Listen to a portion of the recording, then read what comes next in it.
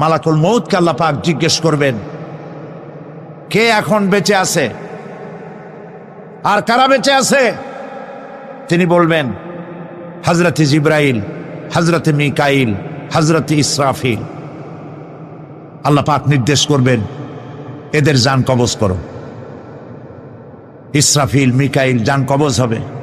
হযরতে জিবরাইল আমিন শাদীদুল কুওয়া, প্রচন্ড ক্ষমতা আল্লাহ তাকে দান করেছেন, সুবহানাল্লাহ বলেন।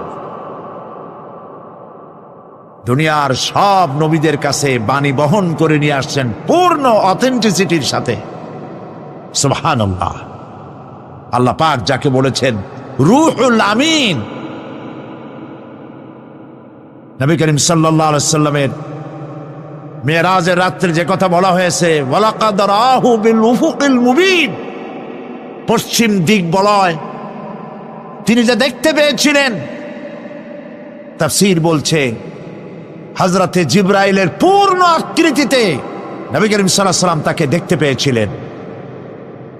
হযরতে জিবরাইল যখন দুনিয়া আসেন, কোন কোন কিতাবে লেখা হয়েছে 600 ডানা আছে তার, 2 ঝাপটায় আকাশ থেকে জমিনে চলে আসেন, সুবহানাল্লাহ। হযরতে জিবরাইলকে আল্লাহ পাক বলবেন তাকে মওত দাও, হযরতে জিবরাইলও বিদায় হয়ে যাবে। আল্লাহ প্রশ্ন করবেন, এখন আর কে বাকি? মান বাকিয়া ইয়া মালাকাল মউত। মালাকুল মউত বলবেন, হে আল্লাহ তাআলা, এখন তোমার সামনে আমি দাঁড়িয়ে আছি, আর কেউ নেই। আল্লাহ পাক বলবেন, মুত ইয়া মালাকাল মউত।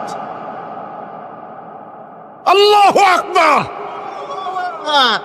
মুত ইয়া মালাকুল মউত, মরে যা, মরে যা। মালাকাল মউত মরে চলে যাবে, এরপরে আর কেউ নাই। আল্লাহ রাব্বুল আলামিন এই অবস্থায় কত বছর কত কাল চলে যাবে আল্লাহ পাক ভালো জানেন, কেউ নাই।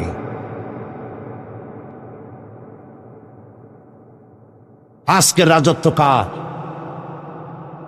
আল্লাহ প্রশ্ন করবেন, আজকের রাজত্ব কার?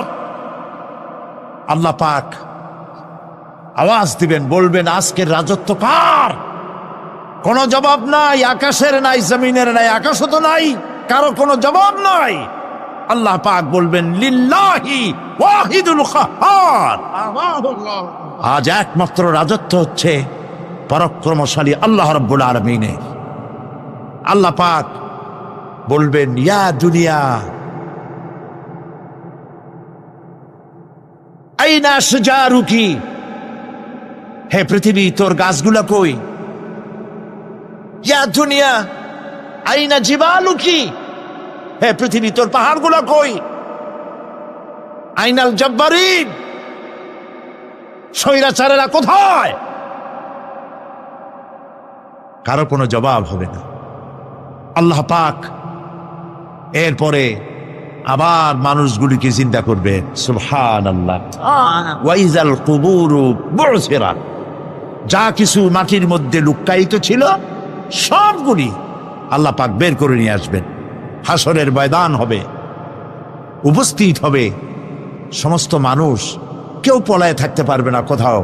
কুমিরে যারে খাইছে, বাঘে যারে খেয়েছে, আগুনে যারে পোড়াইছে, পানিতে যে পচে গেছে, পোকামাকড়ে যারা খেয়েছে, কোনো পথ নাই। সবাই আল্লাহর দরবারে উঠবে, পায়ে জুতা নাই, মাথায় কাপড় নাই, পরনে কোনো কাপড় চোপড় নাই, উলঙ্গ উলঙ্গিনী। উম্মুল মুমিনিন হযরতে আয়েশা সিদ্দিকা রাদিয়াল্লাহু তাআলা আনহা, নবী করিম সাল্লাল্লাহু আলাইহি ওয়াসাল্লামের জবান মোবারকে এটা শুনে কেঁদে ফেললেন, বললেন, ইয়া রাসূলুল্লাহ, আমারও কি সেই অবস্থা হবে? তিনি বললেন, হ্যাঁ। উম্মুল মুমিনিন বললেন, ইয়া রাসূলুল্লাহ, তখন কি আমার শরম হবে না? আল্লাহর নবী বললেন, কিয়ামতের এই বিভীষিকাময় দৃশ্য দেখে মানুষ মানুষের দিকে তাকাবার কোনো হুঁশ থাকবে না। সব মানুষ উপরের দিকে তাকায় থাকবে, নিচে তাকাবার কারো কোনো ক্ষমতা থাকবে না। মানুষ অস্থির হয়ে যাবে। সেই হাসরের ময়দান বিচারক আল্লাহ রাব্বুল আলামিন প্রত্যেকটি মানুষকে তার কৃতকর্মের জন্য হিসাব দিতে হবে। আল্লাহ রাব্বুল আলামিন বলেন, পরকালীন জীবনের ব্যবস্থাপনাটা কেমনে হবে শোনো। ইন্নাস সামআ ওয়াল বাসারা ওয়াল ফুআদা কুল্লু উলাইকা কানা আনহু মাসউলা। কিয়ামতের দিন প্রত্যেকটি মানুষকে তার শ্রবণ সম্পর্কে, তার দৃষ্টি সম্পর্কে, আর অন্তঃকরণের কল্পনা সম্পর্কে প্রত্যেকটি ব্যাপারে আল্লাহ পাক জিজ্ঞাসা করবেন। কান দিয়েছিলাম, কি শুনেছ? যা শুনছো তা আমল করেছো কিনা? আমার নিষেধ করা জিনিসগুলি শুনছো নাকি? কানের জবাব দিতে হবে। কান আল্লাহ পাক দিয়েছেন, সুবহানাল্লাহ। আল্লাহ পাক দিয়েছেন কান। এই কান দুটে যার নাই, কান আছে শুনতে পায় না, কত বড় কষ্টে আছে সে। মানুষে চিল্লায় কথা কয়, সে বুঝেই না। আছে না এমন? এ কানের সম্পর্কে প্রশ্ন করা হবে, শ্রবণ সম্পর্কে, দর্শন সম্পর্কে প্রশ্ন করা হবে। যা দেখতে নিষেধ করেছি সেগুলো দেখছো নাকি? এর শুকরিয়া আদায় করেছো নাকি? দুটি চোখ, এর শকর আদায় করা কি সম্ভব ভাই? আদায় করা সম্ভব? এই দুটি চোখ যদি না থাকতো, আমার গর্ভধারিণী মাকে দেখতে পারতাম না। এই সুন্দর চোখ দুটি যদি আল্লাহ না দিতেন, আল্লাহর এই সুন্দর সৃষ্টি দেখা থেকে বঞ্চিত হয়ে যেতাম। আল্লাহকে বলি, মনির, হে বিশাল আকাশের মালিক, তুমি দয়া করে না চাইতে আমাদের শরীরে যা দিছো নিয়ামত, মৃত্যুর আগে সিনায় নিও না। দুটি চোখের শকর আদায় করতে পারবো না। চোখের মধ্যে পানি আছে, কান্নার পানি না, সব সময় চোখে পানি আছে। চোখে আমরা পলক দেই না? কত কুদরত আল্লাহ পাকে।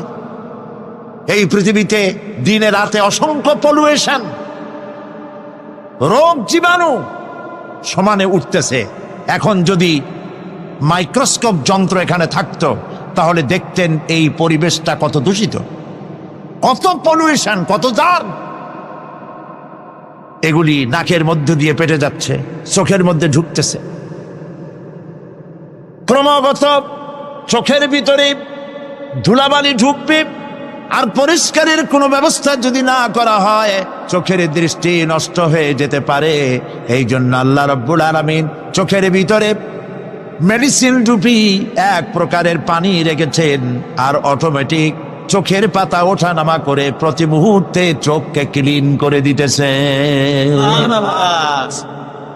এই চোখ সম্পর্কে আল্লাহ রাব্বুল আলামিন প্রশ্ন করবেন, অন্তঃকরণ সম্পর্কে প্রশ্ন করবেন। জবাব দেওয়া সেদিন বড়ই কঠিন হয়ে যাবে। এই জন্য আল্লাহ রাব্বুল আলামিন দুনিয়াবাসীকে সতর্ক করে দিচ্ছেন। তিনি আরো বলছেন, ওয়ালাকাদ খালাকনাল ইনসানা ওয়া না'লামু মা তুওয়াসবিসু বিহি নাফসু ওয়া নাহনু আকরাবু ইলাইহি মিন হাবলিল ওয়ারিদ। মানুষ সৃষ্টি করেছি আমি, তার অন্তঃকরণে কি চিন্তা হয়, কি কল্পনা হয় তাও জানি আমি।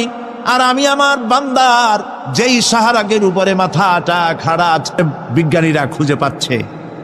আল্লাহ পাক মানুষের গলায় একটা টেপ রেকর্ডার লাগাই দিয়েছেন, সুবহানাল্লাহ বলেন। সেই টেপ রেকর্ড আমার এই যে বক্তৃতা ভিডিওতে ধারণ করা হচ্ছে, টেপে ধারণ করা হচ্ছে। এই বুদ্ধিগুলি কে দিছে? আরে ভাই, কথা বলবেন তো আল্লাহর নাম জোরে না। এ বুদ্ধি কে দিয়েছেন? যে আল্লাহ বুদ্ধি দিয়ে আপনার আমার কথা রেকর্ড করাইতে পারে, সে আল্লাহ পাক। আপনাদের আমার সাথে অদৃশ্য একটি টেপ রেকর্ড গলার মধ্যে ঝুলায় রাখছেন, এটা বিশ্বাস করবেন না? আব্দুল মুত্তালিব নবী করিম সাল্লাল্লাহু আলাইহি ওয়াসাল্লামের কি হয়? দাদা। উনি দেখা করতে চাইলেন আব্রাহার সাথে, আব্রাহা পারমিশন দিলেন, তিনি ঢুকলেন, তাকে বসতে সম্মানের জায়গা দেওয়া হলো, কুরাইশদের নেতা তিনি। আব্রাহা বললেন, বলেন আপনি কি বলবেন? আব্দুল মুত্তালিব বললেন, আমি জানতে পেরেছি যে তোমার সৈন্যরা আমার জনগণের এবং আমার উট দুম্বা ভেড়া সমানে দখল করতেছে, জবাই করতেছে আর পাইকারি ধরে খাইতেছে, এগুলি সব ধরে নিয়ে আসছে। আমি তোমার কাছে এটা বলতে আসছি, তোমার সৈন্যদেরকে বলো আমাদের উট টুট যা ধরছে ছাগল ভেড়া সব যেন ছেড়ে দেয়। আপনারা কই যে আশ্চর্য কথা, আমি মনে করেছিলাম যে তুমি কাবা শরীফ ভাঙতে আসছি, আমি আমারে অনুনয় বিনয় করে তুমি বলবা যে কাবা ঘর রক্ষা করো, তুমি ভাঙবো না, তা না কই তুমি তোমার গরু ছাগল উঠ বেড়া, তোমার কাছে কি কাবার চাইতে উঠ বেড়া ছাগলের দাম বেশি? আব্দুল মুত্তালিব বললেন যে মোটেই না, ওইটার মূল্য আমাদের কাছে অনেক বেশি, তবে আমি ওইটার মালিক না, আমি উঠ ছাগল ভেড়ার মালিক, সেইটা আমি ছাড়াই নিতে আসছি, আর ঘরটা যার, আমি ওই ঘর ধরে বলে আসছি, হে ঘরের মালিক তুমি তোমার ঘর থেকে ঘরকে ঠেকাও। আল্লাহ পাক তখন ঘর ঠেকাই দিছিলেন, কারণ এই ঘর ঠেকাবার মতো কোনো লোক তখন ছিল না।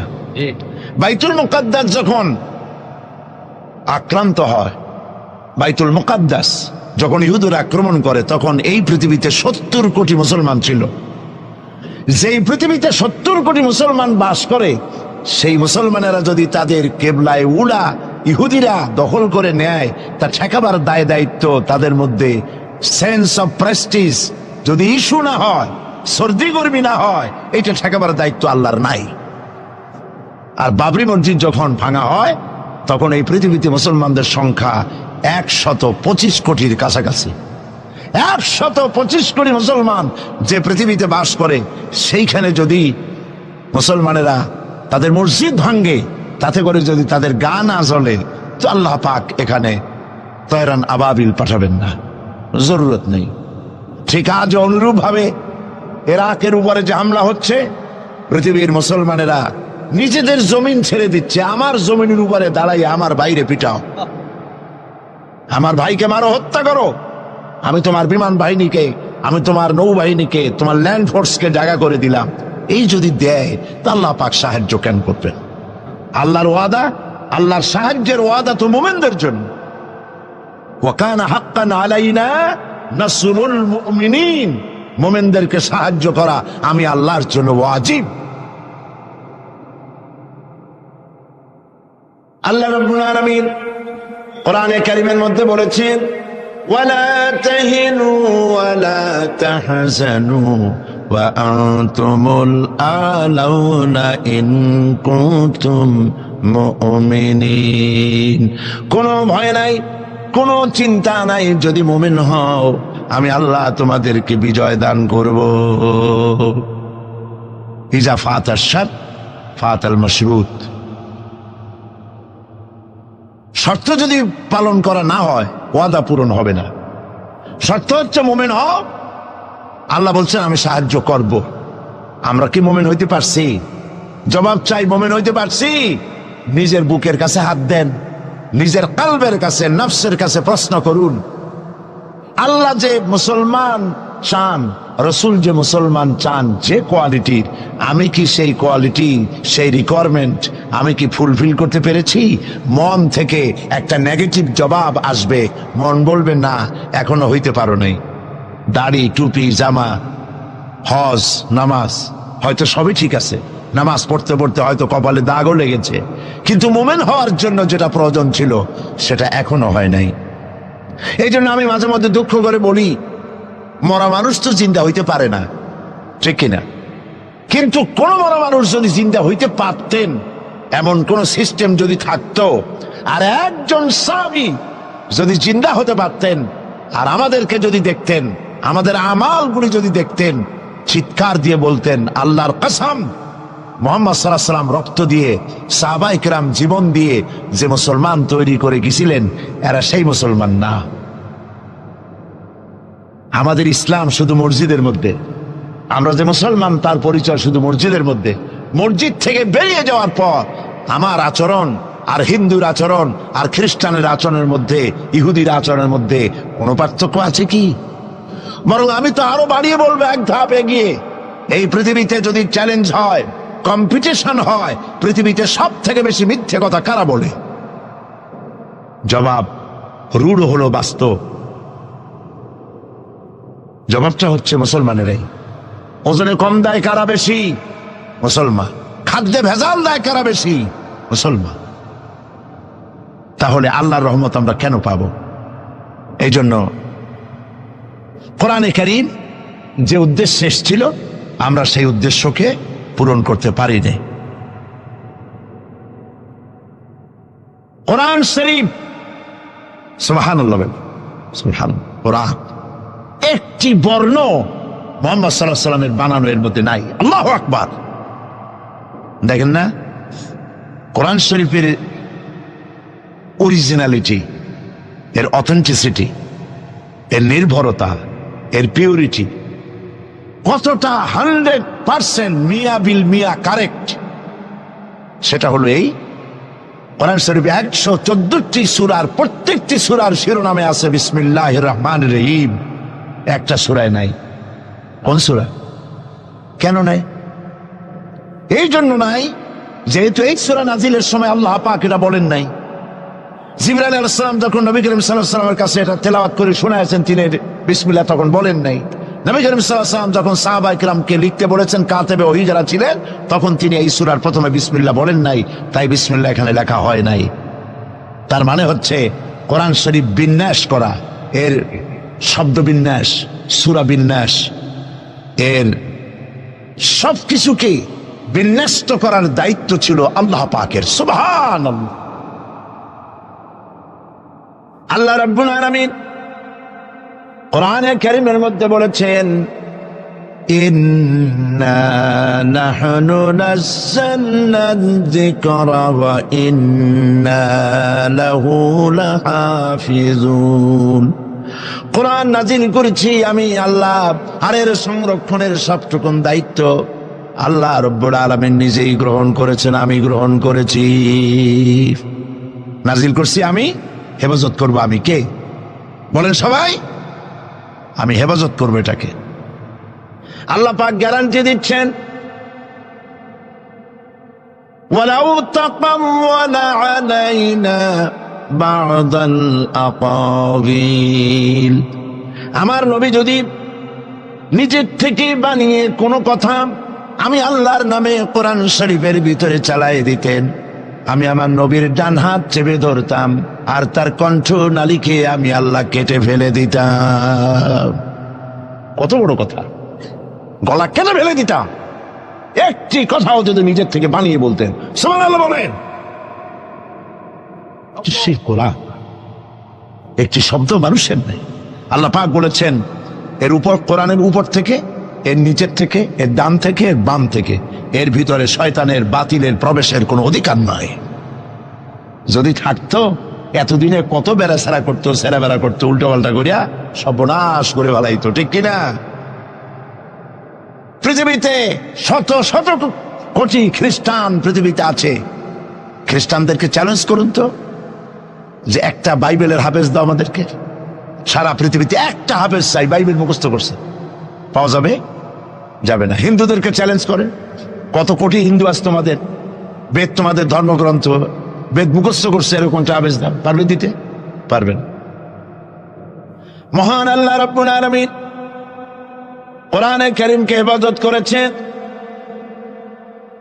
সূরা কমরের মধ্যে রব্বুল আলামিন বলেছেন, ওয়ালাকাদ ইয়াসসারনাল কুরআনা লিযিকরি ফাহাল মিন মুদ্দাকির। আল্লাহ পাক বলেন, অবশ্যই কোরআনে কারীমকে আমি মানুষের কাছে মুখস্থ করার জন্য আর বোঝার জন্য সহজ করে দিয়েছি। মুখস্থ করাও সহজ আর বোঝাও সহজ। কিন্তু দুর্ভাগ্যজনক সত্য আরেকটি কথা আছে, সেটা হলো এই, মুসলমান দাড়িওয়ালা টুপিওয়ালা আল্লাহর মসজিদের ভেতরে বসে এক শ্রেণীর মুসলমানেরা বলে, কোরআন বোঝা আমাদের কাম না, আমরা পাবলিক, আমরা কোরআনের বুঝবো কি? কোরআন বুঝবে আলেমেরা। অবশ্য এই রকমের লোক নারায়ণগঞ্জে নাই, বিভিন্ন জেলায় আছে। কোরআন আমরা বুঝবো না, বিশাল ব্যাপার। আল্লাহর কোরআন, এর আমরা বুঝবো কি? এই কথাটা শয়তানের একটি ওয়াসওয়াসা। এই কথাটি শয়তানের মারাত্মক ওয়াসওয়াসা। আল্লাহ খান কোরআন দিছেন খালি মৌলানা মৌলবীদের বুঝাবার জন্য, আর কেউ এটা বুঝবে না। আল্লাহ পাক বলছেন, আমি মানুষের জন্য কোরআন বোঝা সহজ করেছি, চেষ্টা করো, বুঝতে চেষ্টা করো। কোরআন শরীফ দুইটা জিনিস, একদিকে বোঝা সহজ, মুখস্থ করাও সহজ। আমার কাছে হাফেজ আমি পেয়েছি 8 বছরের বাচ্চা কোরআন শরীফ মুখস্থ করছে।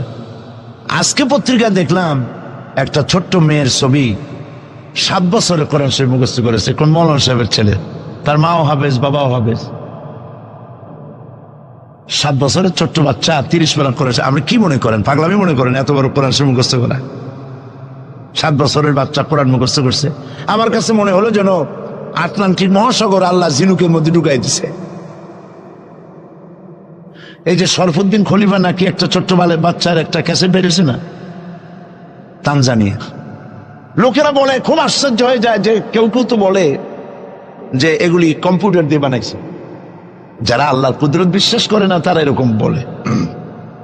লোকেরা আশ্চর্য হয়ে যায়, এত রকম ছোট ছেলে কোরআন শরীফ মুখস্থ করলো কেমনে? বয়স তার 4 বছর। আসলে বয়স 4 বছর না, আমি আজ থেকে 4 বছর আগেই তার ক্যাসেট দেখেছি লন্ডনে। তাহলে হইতেই পারে, আল্লাহ পাক যদি ইচ্ছা করেন করতেই পারে। চিন্তা করে দেখেন না, একটা লোক 40 বছর পর্যন্ত লেখাপড়া জান, লিখতেও পারেন না, পড়তেও পারেন না, নামও সই করতে পারেন না, কোন রাজনৈতিক ব্যক্তিদের সাথে ওঠা বসা করেন নাই, কোন কবি সাহিত্যিকদের সাথে ওঠা বসা করেন নাই। সেই লোকটি 40 বছর পর এমন কথা বললেন রাজনীতির কথা, দুনিয়ার সব রাজনীতি ফেল হয়ে গেল। অর্থনীতির ব্যাপারে, সমাজনীতির ব্যাপারে এমন সব কথা বললেন, দুনিয়া ফেল। 40 বছর যিনি লেখা জানেন না, পড়া জানেন না, লিখতে জানেন না, পড়তে জানেন না, কে তিনি? সাল্লাল্লাহু আলাইহি ওয়াসাল্লাম। তো আল্লাহ পাক কেন পারবেন না? মরা গাছ দিয়ে ফুল ফুটাই দিতে পারেন, মরুভূমির ভিতরে পানির প্রস্রবণ ঘটিয়ে দিতে পারেন, আমিরকে ফকির করতে পারেন, ফকিরকে আমির করতে পারেন। এই তো আল্লাহ। যালিকুমুল্লাহু রাব্বুকুম, ইনি হচ্ছেন তোমার আমার রব। সুবহানাল্লাহি ওয়া বিহামদিহি। কোরআনে কারীমকে একদিকে মুখস্থ করা সহজ, আর মুখস্থ করার জন্য একটি সিস্টেম কোরআন শরীফের মধ্যে আছে, চিন্তা করলে যেগুলি পাওয়া যায়।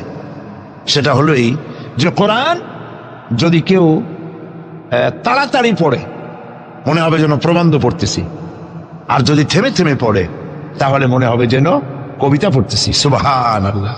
প্রত্যেকটা লাইনে লাইনে মিল, ছন্দের আকারে কোরআন শরীফ পৃথিবীর সমস্ত সাহিত্যে মানকে ছাড়িয়ে এত উপরে গিয়েছে যেই মান পর্যন্ত পৃথিবীর কোন সাহিত্য কিয়ামত পর্যন্ত পৌঁছতে পারবে না। এর ফাসাহাত, এর বালাগাত, কোরআন শরীফের সাহিত্যিক মান চিরকালের জন্য কালজয়ী, এর পাশেও কেউ দাঁড়াইতে পারবে না। সুবহানাল্লাহ। কি পাগল ছাগল হাবিজাবি নবীয়তের দাবি করে। আচ্ছা, নবীর দাবি করলে তো তার কাছে ওহী আসতে হবে। এই যে ছাগল পাগল যেগুলা নবীর দাবি করলো, নবী করিম সাল্লাল্লাহু আলাইহি ওয়াসাল্লাম ইন্তেকালের পরে 30 জন মিথ্যাবাদী নবুয়তের দাবি করবে, ঠিক না? তো নবী হইতে হইলে 3টা শর্ত লাগে। একটা হলো ওহী আসতে হবে, মুজিজা থাকতে হবে, আর চরিত্র। নবীর কপালে লেখা থাকে না যে উনি নবী, বুকের উপরেও লেখা থাকে না যে ইনি নবী। চরিত্র দিয়েই প্রমাণ হয় ইনি কোন সাধারণ মানুষ নন, ইনি আল্লাহর নবী। সুবহানাল্লাহ। তাই তো হযরতে নবী করিম সাল্লাল্লাহু আলাইহি ওয়াসাল্লাম যখন হযরত খাদিজা রাদিয়াল্লাহু তাআলা আনহার কাছে যখন দ্বীনের দাওয়াত দিলেন, কালেমার দাওয়াত দিলেন, 1 সেকেন্ডও তিনি দেরি করেন নাই। চিন্তা করেন না, আপনি নিজেকে বহুত ফেরেশতা রূপে আপনি বলতে পারেন যে আমি একেবারে অ্যাঞ্জেলিক ক্যারেক্টারের লোক, ফেরেশতা চরিত্রের মানুষ। বাইরে গিয়ে বহুত কথা বলতে পারেন, এমনকি বাইরে গিয়ে অনেক মুরিদও বানাইতে পারেন। পীর সাহেবদেরকে জিজ্ঞেস করা উচিত যে আপনার বউ আপনার কাছে মুরিদ হয়েছে কিনা। বউ মুরিদ করে এত সহজ না। একজন পীরেরই দেখছিলাম একটা বইয়ের মধ্যে গল্প, বউ তাকে পীর মানতেই চায় না, বহুত চেষ্টা করছে মুরিদ বানাবার জন্য, পারেনি। একদিন বউকে কেরামতি দেখাবার জন্য সে রান্না করতেছিল বাইরে, ওইটার উপর দিয়ে সে উড়ে গেল। এরপরে সে নামলো, বউ তাকে দেখে বলে, দেখছো তুমি তো পীরগিরি করো, এই যে একটা লোক কেবলমাত্র পাগড়ি বাঁধতে মাথার উপর দিয়ে উড়ে গেল, তুমি কি এরকম পারো? আরে বেটি, আমি তো উড়ে গেলাম, তোমার দেখাবার জন্য তুমি বিশ্বাস করো না। ও, সেই জন্য তো একটু কাইত হয়ে গেছো, সোজা হয়ে যেতে পারো নাই। বউ তো তার স্বামীর জন্য জীবন দিতে পারে, তার ভালোবাসা সবটা উজাড় করে দিতে পারে, কিন্তু ঈমান আনা সহজ নয়। যেহেতু বউ, আপনি সবাইকে ফাঁকি দিতে পারবেন, আপনার স্ত্রীকে কখনো ফাঁকি দিতে পারবেন না। আপনি কোথায় যান, কত রাত্রে বাড়ি ফেরেন, কার সঙ্গে টেলিফোনে কথা বলেন, আপনার ইনস অ্যান্ড আউট, ভেতর এবং বাইরের সব সূর্যের মতো পরিষ্কার আপনার স্ত্রীর কাছে। এই জন্য নবী করিম সাল্লাল্লাহু আলাইহি ওয়াসাল্লাম বলেছেন, তোমাদের মধ্যে উত্তম সেই ব্যক্তি যে ব্যক্তি তার স্ত্রীর কাছে উত্তম। আমি আমার স্ত্রীদের কাছে উত্তম ব্যক্তি। সুবহানাল্লাহ।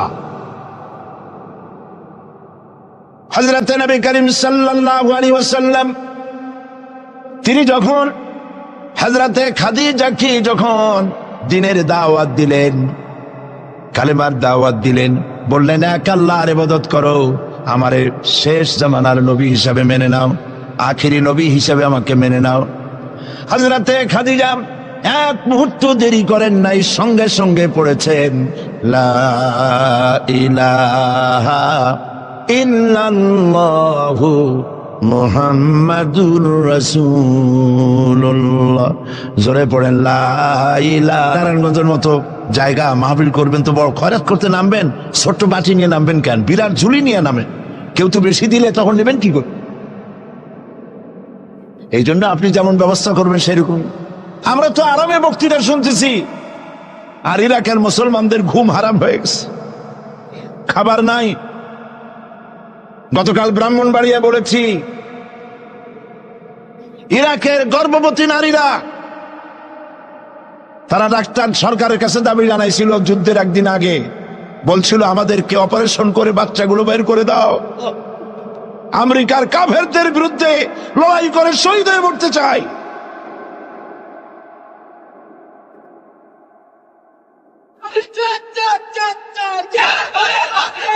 আমরা কিচ্ছু করতে পারবো না, কিন্তু দোয়া করতে পারবো। কি করতে পারবো? তবে দোয়া কবুল হোক আর না হোক এই নিয়ে তাড়াহুড়ো করবেন না। অনেকে মনে করে দোয়া তো করছিলাম, আফগানের জন্য হয়েছে কি?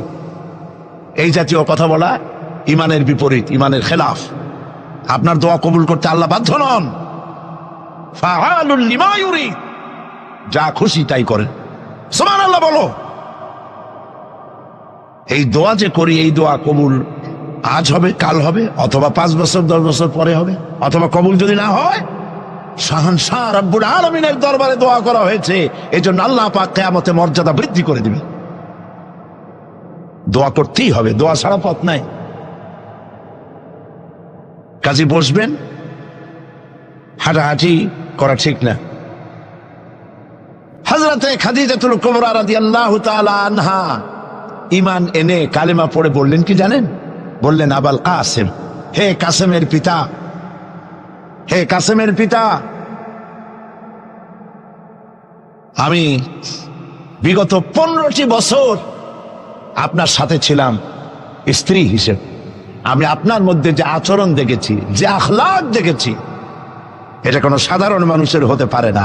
আপনি অবশ্যই আল্লাহর নবী, বিন্দুমাত্র সন্দেহ আমার নাই। সুবহানাল্লাহ। প্রিয় ভাই সব, সেই নবীদের জন্য 3টি শর্তের কথা বলেছিলাম। একটা হলো ওহী, একটা মুজিজা, একটা উন্নত মানের চরিত্র। ওহী ছাড়া নবী হওয়া যায় না। এই কোরআন সর্বশেষ ওহী মুহাম্মদ সাল্লাল্লাহু আলাইহি ওয়াসাল্লামের পরে। এরপরে আল্লাহর কোন ওহী আসবে না, একটা শব্দ আসবে না পৃথিবীর মানুষের জন্য। কমপ্লিট করে দেওয়া হয়েছে। আল ইয়াউমা আকমালতু লাকুম দীনাকুম ওয়া আতমামতু আলাইকুম নি'মাতি ওয়া রাদিতু লাকুমুল ইসলাম দীনা। এটাকে কমপ্লিট করা হয়েছে আল্লাহর পক্ষ থেকে। পৃথিবীর মানুষের জন্য আর একটি শব্দ প্রয়োজন নাই। বিজ্ঞানের আবিষ্কার যত বাড়ুক, কোরআন শরীফের কিচ্ছু তাতে আসে যায় না। যদি কোন আহাম্মক বলে যে বর্তমান হলো বিজ্ঞানের যুগ, কোরআন নাজিল হয়েছে কত বছর আগে? ১,৫০০ বছর আগে কোরআন নাজিল হয়েছে, সেই যুগের কোরআন। আর এখন মডার্ন যুগ, এখন কি এগুলি চলে? আরে বাবা, তোমার বিজ্ঞান ফেলের সামনে। বিজ্ঞানের থিওরি হচ্ছে, বিজ্ঞানের একটি থিওরি এই যে বিজ্ঞানের কোন থিওরি ফাইনাল নয়। আজকে এক বিজ্ঞানী এক কথা বলে, কালকে আরেকজন আরেক কথা বলে। একদিন তো ডারউইন বলেছে এই মানুষগুলো মানুষ না, সবগুলা বান্দর। ও নিজেও বান্দর। বান্দর কেন? মানুষের নাকি দেখা যায় বান্দরের মতো। আচ্ছা বলেন, বান্দর আমার মামু হয়, শিম্পাজি আমার নানা, ওরাং ওটাং দাদা, এ বলে এর মধ্যে কোনো গৌরব আছে? এর মধ্যে কোনো গৌরব আছে? কোনো গৌরব নাই। ডারউইনের গোষ্ঠী বান্দরের গোষ্ঠী হইতে পারে, কিন্তু আমরা বান্দরের গোষ্ঠী না। আমরা আসছি আদম থেকে, আদম আসছে মাটি থেকে। সুবহানাল্লাহ। ওই সময় সে বলছিল, আমি চিন্তা করছি যে কয় বোতল খাইয়া এরকম লিখতে পারে। ওই সময় সে বলছে মানুষ বান্দর জাতি। এরপরে যারা পৃথিবীতে বিজ্ঞানী, তার সমকালীনের পরপরই যারা এসছে, তারা রিসার্চ করে বলেছে এই ডারউইনের এই কথা হলো একটা বান্দরামি, এটা ঠিক না। কারণ মানুষ যদি বান্দরের জাত হয়, তাহলে বান্দর তো পৃথিবী থেকে বিলুপ্ত হয় নাই, এখনো পৃথিবীতে বহুত বান্দর আছে। এই বান্দর গুলা, আমরা তো একটা বান্দর এরকম দেখলাম না যে কোমর পর্যন্ত মানুষের মতো হয়ে গেছে। আরো কিছু ভালো করে খাওয়াইলে তাড়াতাড়ি করে মানুষ হয়ে যাবে। অর্ধেক মানুষের মতো হয়েছে, 12 মানুষের মতো হয়েছে, অথবা মানুষ এই মাত্র হয়ে গেল বান্দর থেকে লেজ খসে গেছে। এরকম হয়েছে কোথাও? কোন জিনিসের সাথে কোন জিনিসের সিমিলারিটি থাকলে এইটা ওইটার বংশের, এটা কি করে বলা যায়? তো এরকম বলেছে কেন তারা? মন যা বলেছে তাই বলেছে। ইন হুয়া ইল্লা ওয়াহয়ুন ইউহা। আল্লাহ পাক বলছেন, নবী যা বলেন, কোরআনের নামে যা বলেন, সব ওহী। তিনি নফস এবং প্রবৃত্তিকে অনুসরণ করে কোনো কথা বলেন না। আমি যা বলতে বলি তাই বলেন। সুবহানাল্লাহ। সুতরাং নবী করিম সাল্লাল্লাহু আলাইহি ওয়াসাল্লামের কাছে কোরআন এসেছিল এই কারণে যে কোরআন দিয়ে তিনি একটি সমাজ বিপ্লব করবেন, তাবিজ লাগবেন, এই জন্য কোরআন আসে নাই। বোঝেন কিনা কথা? এই যে দেখুন, আমার হাতে কোরআন শরীফ একটা আছে, ছাপা হয়েছে সুলেমানিয়া বুক হাউস, বাংলা বাজার, ঢাকা। কে তাদেরকে অধিকার দিল কোরআন শরীফ সেবে কোরআনের মধ্যে তাবিজের নকশা আঁকা? আল্লাহর কালামের সাথে এটা বেয়াদবি, বেহরমতি। এই জাতীয় কোরআন শরীফ বাজারে পাইলে আপনারা কিনবেন না। কোরআন শরীফ নাম্বার দিয়ে তাবিজ লেখার কোন অধিকার ইসলাম কাউকে দেয় নাই। কোরআন শরীফকে জাতির কাছে হালকা করেছে তাবিজের ব্যবসা দিয়ে। এটাকে একটা তাবিজের কিতাব বলে মনে করা হয়েছে। দেখুন সূরা ফাতিহা, এই নকশা গলায় বাঁধিয়ে রাখিলে মুক্তি পাওয়া যাইবে রোগ হইতে। সূরা মারিয়াম, পেটে বাঁধিয়ে রাখলে বাচ্চা হবে তাড়াতাড়ি। সূরা ইউসুফ, এই নকশা গলার সাথে ঝুলায় রাখলে বিয়ে হবে তাড়াতাড়ি, কাঙ্ক্ষিত প্রেমিকাকে পাওয়া যাবে। এই জাতীয় আল্লাহর কালামের সাথে তামসা করেছে এরা, নাউজুবিল্লাহ বলে। তাবিজগুলা কি? কতগুলা দাগ দেওয়া, আর তার মধ্যে 573, 6072, 286, 1382। হারাম। আপনি 786 10 লক্ষ বার যদি দেখেন, একবার বিসমিল্লাহর সমান হবে না। ঈমানকে সাফ করতে হবে। কোরআন শরীফ তাবিজ দেখার জন্য আসে নাই। নবী করিম সাল্লাল্লাহু আলাইহি ওয়াসাল্লাম তাবিজ লেখেন নাই, অনুমতি দেন নাই। সাহাবায়ে কেরামের একজন সাহাবীও তাবিজ লেখেন নাই। ঝাড় ফুকের ব্যাপারে ইসলাম অনুমতি দিয়েছে। নবী করিম সাল্লাল্লাহু আলাইহি ওয়াসাল্লাম নিজে ঝাড় ফুক করেছেন, সাহাবায়ে কেরাম করেছেন। তাবিজ লেখে লেখা ধান্দাবাজি কারে কয়? বলে যে টিউবওয়েলের পানি, কুয়ার পানি, খালার পানি, বেড়ের পানি, ড্রেনের পানি, পুকুরের পানি, নদীর পানি, 7 জায়গা দিয়ে পানি আনবা। জাফরানের কালি,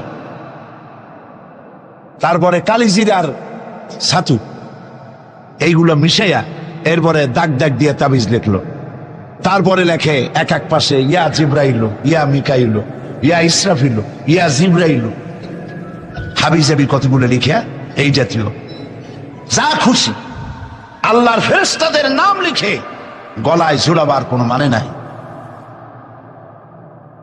এগুলি করে কোরআন শরীফকে বেহুরমতি করা হয়েছে। নাউজুবিল্লাহ বলেন। বিশ্বাস করুন, কোরআন তাবিজ লেখার জন্য আসে নাই, কোরআন এসেছে ভাগ্য পরিবর্তন করার জন্য। আল্লাহ রাব্বুল আলামিন বলেন, তাহা মা আনজালনা আলাইকাল কুরআনা লিতাশকা। নবী হে, কোরআন আপনার উপরে এই জন্য নাজিল করা হয় নাই যে আপনি আপনার ভাগ্য নষ্ট হয়ে যাবে, ভাগ্য বিপর্যস্ত হবে না, এই জন্য কোরআন আসে নাই। কোরআন এসেছে ভাগ্যকে সুপ্রসন্ন করার জন্য। সুবহানাল্লাহ। সেই কোরআনের সাথে সম্পর্ক করেছি তাবিজের, কোরআনের সাথে সম্পর্ক করেছি চুমা দেওয়ার, মাথায় রাখার, বুকে লাগাবার। হ্যাঁ ঠিক আছে, কোরআন শরীফ মাথায় লাগাবো না কি লাগাবো? চুমা কোরআনে দেবো না তো কোথায় দেব? বুকে কোরআন লাগাবো না তা কোথায় লাগাবো? এটা ঠিক আছে, কিন্তু আপনি বলেন, আপনি ডাক্তারের কাছে গেছেন, আপনি রুগী, ডাক্তার আপনাকে প্যাথোলজিক্যাল টেস্ট করে আপনার ডিজিজ কি তা ফাইন্ড আউট করে আপনাকে দিয়ে দিল, কি দিল? প্রেসক্রিপশন। আপনি প্রেসক্রিপশন গ্লাসের ভিতরে ভিজাইয়া 41 দিন সকালে আর বিকালে পান করলেন, অথবা প্রেসক্রিপশন ভাস করে মাদুরের মধ্যে ঢুকাইয়া গলায় ঝুলাই দিলেন, অথবা প্রেসক্রিপশন সকাল বিকাল চুমা খাইলে, রোগ ভালো হবে? রোগ ভালো হবে? যদি কেউ প্রেসক্রিপশনের সাথে কোনো রুগী যদি এই ব্যবহার করে, তাহলে সেই রুগী সম্পর্কে আপনার চিন্তা, আপনার মত, আপনার রায়, আপনার ফতোয়া কি হবে বলেন জোরে? এটা যদি আল্লাহ পাক যদি হন মহান চিকিৎসক, আর এটা যদি হয় সেই মহান চিকিৎসকের পক্ষ থেকে বিশ্ববাসীর সমগ্র রোগের জন্য মহা চিকিৎসাপত্র প্রেসক্রিপশন, তাহলে এই প্রেসক্রিপশনের সাথে যারা ওই জাতীয় ব্যবহার করে তাদেরকে কি বলবে? এবারের ফতোয়া নিজের গায়ে পড়বে। বাচ্চা বড় হইতে পারে না, মায়ের পেট থেকে বাচ্চা আসছে, সমানে এতগুলো তাবিজ ঝুলাই দিয়েছে গলায়। বাচ্চা যদি কথা বলতে পারতো তাহলে বলতো যে আল্লাহ কি অপরাধ করছে, এর চেয়ে তো মায়ের পেটে ভালো ছিলাম, এগুলো তো জাগাইতেও পারি না। কতগুলো তাবিজ, এরপরে কালো সুতা, হলুদ সুতা, লাল সুতা করতে পাইছো? আজমির শরীফ থেকে আনছি, হারাম। পীর সাহেবদের কাছে যাওয়া হয় আর তারা ফু দিয়া সুতায় গিরে গিরে দিয়ে দেয়, হারাম। কেন সুতায় গিরে দিবেন? মুসলমান ছাগলের বাচ্চা নয় যে দড়ি দিয়ে সুতা দিয়ে আপনি বাঁধবেন। আপনাদের শরীরে যদি তাবিজ থাকে, বাড়ি যদি কারো থাকে, সব খুলে নদীতে ফেলে দেন। আলাইসাল্লাহু বিকাফিন আবদা। আল্লাহ পাক বলছেন, আমি কি আমার বান্দার জন্য যথেষ্ট নই? আলাইসাল্লাহু বিকাফিন আবদা। আমি আল্লাহ আমার বান্দার জন্য যথেষ্ট নই? চিল্লায় বলেন অবশ্যই যথেষ্ট। ওয়াইজা সাআলতা ফাসআলিল্লাহ ওয়াইজা ইসতাআনতা ফাসতাইন বিল্লাহ। যা বলার এক মহান সত্তার কাছে বলো, যা চাওয়ার এক মহান সত্তার কাছে চাও। তিনি কে? তিনি হচ্ছেন আল্লাহ পাক। সুবহানাল্লাহ বলেন, সুবহানাল্লাহ। প্রিয় ভাই সব, যারা মাজারে যায়, ওই যে মাজার আছে সিলেট শাহজালালের রহমতুল্লাহ আলাইহির মাজার, আজমিরে আছে খাজা মুঈনুদ্দিন চিশতি রহমতুল্লাহ আলাইহির মাজার, বাগদাদে আছে হযরত বড় পীর মহিউদ্দিন আব্দুল কাদের জিলানী রহমতুল্লাহ আলাইহির মাজার। বাংলাদেশ থেকে লোকেরা তাদের পয়সা করিয়ে আছে, সব জায়গায় যায়। কেন যায়? 15 বছর বিয়ে করছে, বাচ্চা হয় না, মামলা করেছে হাইকোর্ট, সুপ্রিম কোর্ট, সব জায়গায় বেকায়দা। ব্যবসা করে, খালি লাল বাতি জ্বলে, ওষুধপত্র খায়, রোগ ভালো হয় না, চলে গেল মাজারে। একটু সময়ের জন্য কমন সেন্সের কমন বাদ দিয়া শুধু সেন্স দিয়া চিন্তা করে, যার কাছে আপনি আপনার অভিযোগ বলতে গেছেন, এই 3 জন অলির কথাই ধরি, বাকিদের পরে ধরি। ওনাদের মাতৃভাষা কি? শাহজালাল রহমতুল্লাহ আলাইহির মাতৃভাষা কি? আরবি। বলেন কি? আরবি। ইয়েমেন থেকে তিনি এসেছিলেন, আরবি। খাজা মুঈনুদ্দিন চিশতি রহমতুল্লাহ আলাইহির মাতৃভাষা আরবি। হযরতে বড় পীর আব্দুল কাদের জিলানী রহমাতুল্লাহ আলাইহির মাতৃভাষা আরবি। আপনি গিয়ে বাংলায় বললেন, খাজা বাবা আমার তো 15 বছর বিয়ে করছি, বাচ্চা মোটে হয় না, এখন করবো কি? আপনার কথা খুব বুঝছেন তিনি, তাই না? খুব বুঝেছেন। গেল 1 নম্বর মিসফায়ার। 2 নম্বরে, আপনি যে কবরের কাছে গিয়ে এই কথাগুলি বলছেন, তিনি যে কবরে আছেন তার গ্যারান্টি কি? ওখানে তো তিনি নাও থাকতে পারেন। সাধারণ এমপি মন্ত্রী কোন জেলায় যদি যায়, সরকারের মেহমানখানা আছে, নাম কি? Circuit house. মেহমান যে আন্দাজের, সরকারের তেমন ব্যবস্থা আছে, ডাকবাংলা আছে, রেস্ট হাউস আছে, সার্কিট হাউস আছে, ঠিক না? 2 রকমের মেহমান। এক প্রকার হলো ভিআইপি, আর এক প্রকার হচ্ছে নিকৃষ্ট, চোর ডাকাত। এরাও সরকারের মেহমান। চোর ডাকাত, মুচ্ছা বদমাস, সন্ত্রাসী, ওরা যদি মেহমান হয়ে পুলিশে, এদের ধরবে কারা? এই মেহমানদের ধরবে পুলিশে, ধরে নিয়ে ওদের জন্য মেহমান খানা হলো হাজত। হাজতের মধ্যে থুয়ে দেবে, কনভিক্টেড হলে পরে জেলখানার মধ্যে ঢুকাই দেবে, ঠিক কিনা? আর যদি এমপি হয়, মন্ত্রী হয়, প্রধানমন্ত্রী হয়, তা থাকার জন্য প্রত্যেকটা জেলায় গভর্নমেন্ট সার্কিট হাউস করে রেখেছে। এই সব মন্ত্রী প্রধানমন্ত্রীর চাইতে ওলিউল্লাহ, আল্লাহর ওলি যারা, তাদের মর্যাদা আল্লাহর কাছে অনেক বেশি। তারা ইন্তেকাল করবেন আর আল্লাহ ওই মাটির মধ্যে ভালাইতে হবে। আল্লাহর কোনো রেস্ট হাউস থাকতে নাই, আল্লাহর কোনো গেস্ট হাউস থাকতে নাই। হয়তো তিনি কবরে নাই, গেস্ট হাউসে তিনি আরাম ফরমাচ্ছেন। 2 নম্বর মিসফায়ার। 3 নম্বরে, কবরে যদি থাকেও তখন তিনি ঘুমে আছেন না চেতনা আছেন? যদি ঘুমের মধ্যে থাকে তাহলে 3 নম্বর মিসফায়ার, কোনো কামে লাগলো না। এই জন্য চাইতে হবে এমন মহান সত্তার কাছে যিনি কখনো ঘুমান না। লা তাখুযুহু সিনাতুন ওয়ালা নাওম, যার ঘুমও নাই, তন্দ্রাও নাই। কে তিনি? চিল্লায় বলুন। কলিজাটারে পরিষ্কার করেন, সাফ করে নেন। এভাবে সাফ করবেন, কোন মাফির, কোন জিন্দাফির আমার ভাগ্য ভালো বানাতে পারবে না, পারবে না, পারবে না। কোন মরাফির, কোন জিন্দা ফু দিয়া আমার ভাগ্যকে বিনষ্ট করে দিতে পারবে না। খায়রিহি ওয়া শাররিহি মিনাল্লাহি তাআলা, আমার ভালো আমার মন্দ কেবলমাত্র এক মহান সত্তার মুষ্টির ভিতরে নিবদ্ধ, তিনি আল্লাহ রব্বুল ইজ্জত ওয়াল জালাল। গোটা আকাশ, গোটা জমিন যার মুঠার ভেতরে। মুসা আলাইহিস সালাম বলেছিলেন, আল্লাহ তুমি নাকি ঘুমাও না?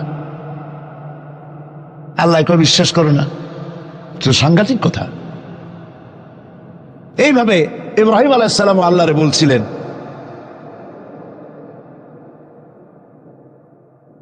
রব্বি আরিনি কাইফা তুহইয়াল মাউতা, আল্লাহ তুমি মরাকে জিন্দা করো কেমনে?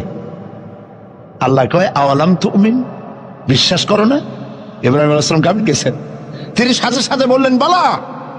তিনি কিন্তু নাম বলতে পারতেন, যদি নাম বলতেন তো ভুল হইতো না। তো নাম আর বালার সমর্থবদ, তিনি বলতেন হ্যাঁ, কিন্তু নাম বলেন নাই, বলেছেন বালা। সাথে সাথে একটু দেরি করেন নাই। আল্লাহ প্রশ্ন করেছেন, কত বড় লোভ পয়গম্বরের জন্য, আওয়ালাম তুমিন, বিশ্বাস করো না যে আমি মরারে চিন্তা করতে পারি? ইব্রাহিম আলাইহিস সালাম বললেন বালা। এর অর্থ হচ্ছে হয় নট, কেন নয়, অবশ্যই বিশ্বাস করি। ওয়ালাকিন লিয়াতমাইন্না কলবি, তবে মূল বিষয় হলো যদি আমি চোখে দেখতাম, কানে শোনার, চোখে দেখা ব্যাপারটা একটু ভিন্ন। আল্লাহ বলেন বিশ্বাস যখন করছো, মরারে কেমনে চিন্তা করি আমি তোমারে দেখাবো। সুবহানাল্লাহ, এই কোরআন শরীফের মধ্যে আল্লাহ বলেছেন। মুসা আলাইহিস সালাম বলছেন, আল্লাহ তুমি নাকি ঘুমাও না, আল্লাহকে বিশ্বাস করো না? কয় আল্লাহ বিশ্বাস করো, তবে বুঝি না জিনিসটা।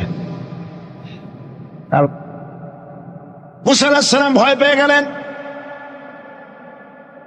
আল্লাহ রাব্বুল আলামিন বলেন ভয়ের কোনো কারণ নাই। এটি একটি উদাহরণের জন্য আমি তোমাকে গ্লাস নিয়ে দাঁড়িয়ে থাকতে বলেছিলাম। একটা গ্লাস হাতে নিয়ে কয়েকটা সেকেন্ড বা একটা মিনিটও দাঁড়াইতে পারলা না, হাতের থেকে ঘুমের কারণে ভেঙ্গে চুরমার হয়ে গেল। তোমার রব, তোমার আল্লাহ হাতের মুঠার ভিতরে সপ্ত আসমান জমিন কুল কায়নাত, এর কন্ট্রোলিং সিস্টেম, এর ট্রাফিক সিস্টেম সবকিছু আল্লাহ রব্বুল আলামিন কন্ট্রোল করেন। তোমার আল্লাহ যদি ঘুমায় যায় সব শেষ হয়ে যাবে। লা তাখুযুহু সিনাতুন ওয়ালা নাওম, তার ঘুমও নাই তন্দ্রাও নাই। আর তাছাড়া মাখলুক, তার যে আদত খালেকের সে আদত হতে পারে না। সৃষ্টি, তার বউ হয়, বাচ্চা হয়, ঘুমায়। লা তাখুযুহু সিনাতুন ওয়ালা নাওম, তার ঘুমও নাই তন্দ্রাও নাই। আর তাছাড়া মাখলুক, তার যে আদত খালেকের সে আদত হতে পারে না। সৃষ্টি, তার বউ হয়, বাচ্চা হয়, ঘুমায়, খায়, পেশাব পায়খানা লাগে। মাখলুক খালেকেরও যদি তাই হয়, তাহলে তিনি মাখলুকের মতোই হয়ে গেলেন, খালেকের মর্যাদা রইল না। কাজী সৌভাগ্য রজনী শাবান মাসের মধ্য রজনী নয়, বরং মুসলমানদের জন্য প্রত্যেকটা রাত সৌভাগ্য রজনী হতে পারে।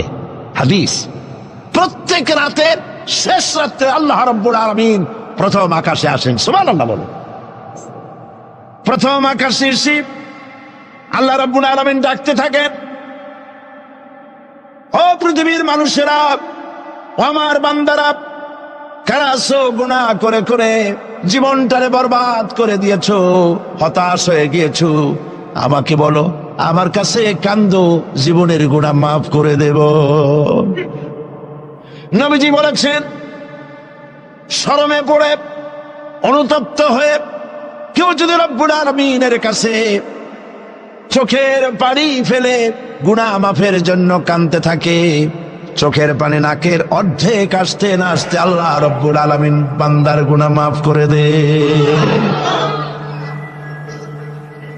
জাহান্নামের আগুন, প্রশান্ত মহাসাগর, আটলান্টিক মহাসাগর সহ 7টি মহাসাগরের পানি যদি ঢেলে দেওয়া হয়, জাহান্নামের 1 ইঞ্চি আগুন নিভাইতে পারবে না। কিন্তু চোখের অনুতপ্ত অনুশোচনা দুফোঁটা অশ্রু জাহান্নামের আগুন নিভাই দিতে পারে। কান্দো, কান্দার চাইতে বড় জিনিস নাই।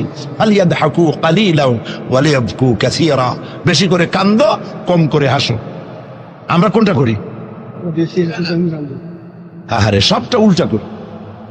হিসাব করেন তো, এটা ইংরেজি কি মাস, বাংলা আরবি কি মাস? মুহররম। এটা আরবি কি মাস? মুহররম। গত বছরের মুহররম থেকে এই বছর মুহররম পর্যন্ত গুনাহ কে বলেন? প্রথম আকাশে সে প্রত্যেক রাত্রে রব্বুল আলামিন ডাকতে থাকেন, আমাকে বলো, আমি রোগ ভালো করে দেব। রুজি কামাইতে পারো না, অনাটনে জীবন যায়, বউরে বাচ্চারে খাওয়াইতে পারো না, আমারে বলো। এভাবে আল্লাহ পাক ডাকতে থাকেন। সময় মতো যারা গভীর রজনীতে উজু করে তাহাজ্জুদের নামাজ আদায় করে রব্বুল আলামিনের দরবারে কান্দে, আল্লাহ রাব্বুল আলামিন তখন ফেরেশতাদের জিজ্ঞেস করেন, ফেরেশতারা, পৃথিবীর মানব গোষ্ঠী ঘুমিয়ে আছে, এই যে মানুষগুলি দেখা যায় আরামের ঘুম হারাম করে কি যেন বলে আর কান্দে কান্দে কেন বল? ফেরেশতারা বলে, রব্বুল আলামিন তুমি তো জানো। আল্লাহ বলেন, জানি, তারপরও তোমাদের মুখে শুনতে চাই। ফেরেশতারা বলে, রব্বুল আলামিন তোমার বান্দা গুনাহ করেছে, গুনাহ দিয়া জীবন নষ্ট করে ফেলেছি, বুঝতে পেরেছে জাহান্নাম ছাড়া কোনো পথ নাই, তারা গুনাহ মাপ চায়, জাহান্নাম থেকে বাঁচতে চায়, জান্নাতে যেতে চায়। একটা একটা করে সব তারা বলে। আল্লাহ পাক জিজ্ঞেস করেন, আমার ফেরেশতারা, আমার এই বান্দাগুলি কি আমার দোজখ দেখেছে? ফেরেশতারা বলে, না, দেখে নাই। আমার জান্নাত কি দেখেছে? না, দেখে নাই। আমারে কি দেখছে? না, দেখে নাই। রব্বুল আলামিন বলেন, ফেরেশতারা শোনো, আমার এই বান্দাগুলি আমারে দেখে নাই, আমার বেহেশত দেখে নাই, দোজখ দেখে নাই, শুধুমাত্র কোরআনের কথা, নবীর কথা বিশ্বাস করে আরামের ঘুমকে হারাম করে আমার কাছে যেভাবে কাঁদতেছে, ও আমার ফেরেশতারা, আমার জালাল ও ইজ্জতের কসম, আমার রহমতের দরিয়ায় জোশ লেগে গেছে। শুনে রাখো ফেরেশতারা, এই ক্রন্দনরত বান্দাগুলিরে আমি আল্লাহ মাফ করে দিলাম। হতে পারে প্রত্যেকটি রাত আপনার আমার জন্য লাইলাতুল বারাত, লাইলাতুল কদর। ভাগ্য নিজেকে তৈরি করতে হবে। বিশ্বকবি আল্লামা ইকবাল বলেছেন, খুদি কো কর ইতনা বুলন্দ कि हर तकदीर लिखने के पहले खुदा पूछे बंदा को बता तेरी रजा क्या है। নিজের ব্যক্তিত্ব, পার্সোনালিটি, শখসিয়তের প্রস্ফুটন এমন ভাবে ঘটাও আল্লাহর কাছে, যাতে আল্লাহ জিজ্ঞেস করে, বান্দা তুই বল তোর ভাগ্যটা আমি কিভাবে লিখবো। সুবহানাল্লাহ। আল্লামা ইকবালের শেরগুলো যখন আমি আল্লামা ইকবালের খুবই ভক্ত, আমার কাছে মনে হয় তার প্রত্যেকটি শের, প্রত্যেকটি কবিতার লাইন কোরআন শরীফের তাফসীরের বিমূর্ত প্রতীক হয়ে বেরিয়েছে। দাড়ি কামানো মানুষ, কতগুলো মোষ, কেমনি পারলে? আমি মাঝে মধ্যে খুব বিস্ময় বোধ করছি, কিভাবে এই ধরনের একজন লোক প্রত্যেকটি কথা কোরআনের তাফসীর হয়ে বেরোলো কেমনে? কোরআন রে আপনি বুঝলেন কেমনি? আমি অক্সফোর্ড ইউনিভার্সিটিতে প্রোগ্রাম করেছি। অক্সফোর্ড ইউনিভার্সিটিতে আল্লামা ইকবাল যেখানে পড়াশোনা করতেন, যে রুমে থাকতেন, রিসার্চ করতেন, শিক্ষকরা আমাকে সেটা দেখিয়েছে। পৃথিবীর বড় বড় নাম করা ব্যক্তিরা সেখান থেকে অক্সফোর্ডে পড়াশোনা করেছে, লেখাপড়া করলেন অক্সফোর্ডে, পাশ্চাত্যে। অথচ পাশ্চাত্য তারা গিনতে পারল না। তিনি খোদাদ্রোহী হলেন না, তিনি ইসলামের দুশমন হলেন না। তার কথাগুলি কোরআনের ব্যাখ্যা হয়ে বেরোলো। ব্যাপারটাকে পড়তে পড়তে একবার আমার চোখের সামনে রহস্য উদ্ঘাটিত হলো তার এক কবিতার মধ্য দিয়ে। আল্লামা ইকবাল এক জায়গায় লিখেছেন, खीरा न कर सिका मगरिब की दाओ दानिश, खीरा न कर सिका मगरिब की दाओ दानिश, सुरमा था आग का मेरा खाके मदीना। পাশ্চাত্যের চাকচিক্য আমার চক্ষুকে প্রতারিত করতে পারে নাই, কারণ মদিনার ধুলাবালুগুলি আমার চোখের মধ্যে সুরমা হয়ে লাগানো ছিল। প্রিয় ভাই সব,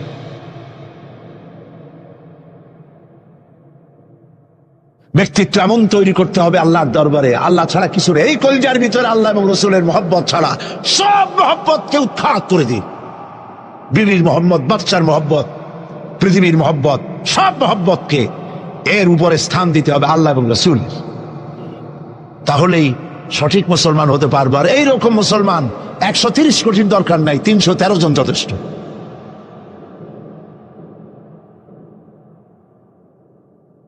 বন্ধুগণ, মহান আল্লাহ রাব্বুল আলামিন তিনি চান শিরক মুক্ত জীবন মুসলমানদের। ইন্না শিরকা লাযুলমুন আযীম, শিরক হচ্ছে মস্ত বড় জুলম, অপরাধ। শিরক করবা না।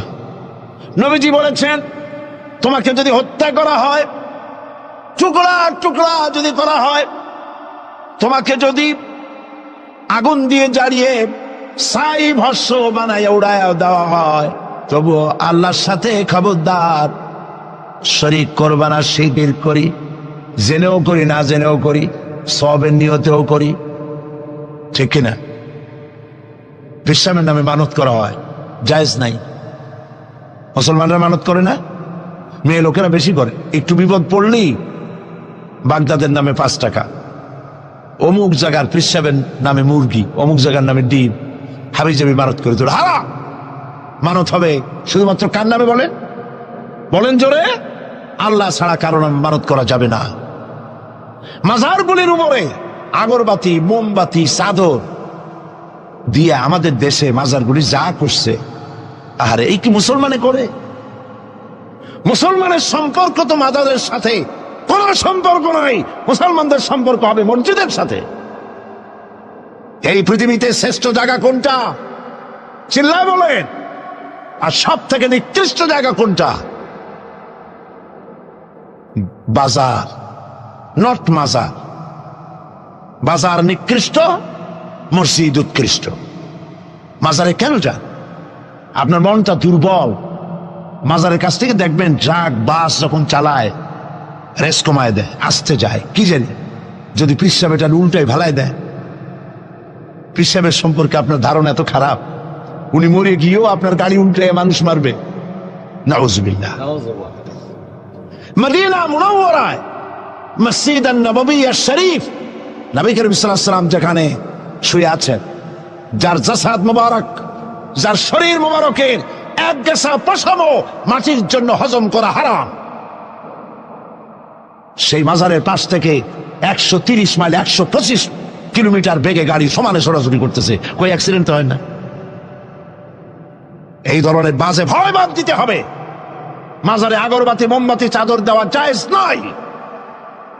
মাজারে কোন দুঃখে আপনি কোন বুঝ বানান? যেই দেশের মানুষ না খায় মরে, বিধবার শাড়ি নাই, এতিমের গায়ে চাদর নাই, মসজিদে কবরের মধ্যে গিয়া মশারি একটা টানাই দিয়েছে। আচ্ছা, আপনার পীর সম্পর্কে ধারণা এত খারাপ কেন? মশাই কি ওনার কবরের মধ্যে যেও কামড়াবে?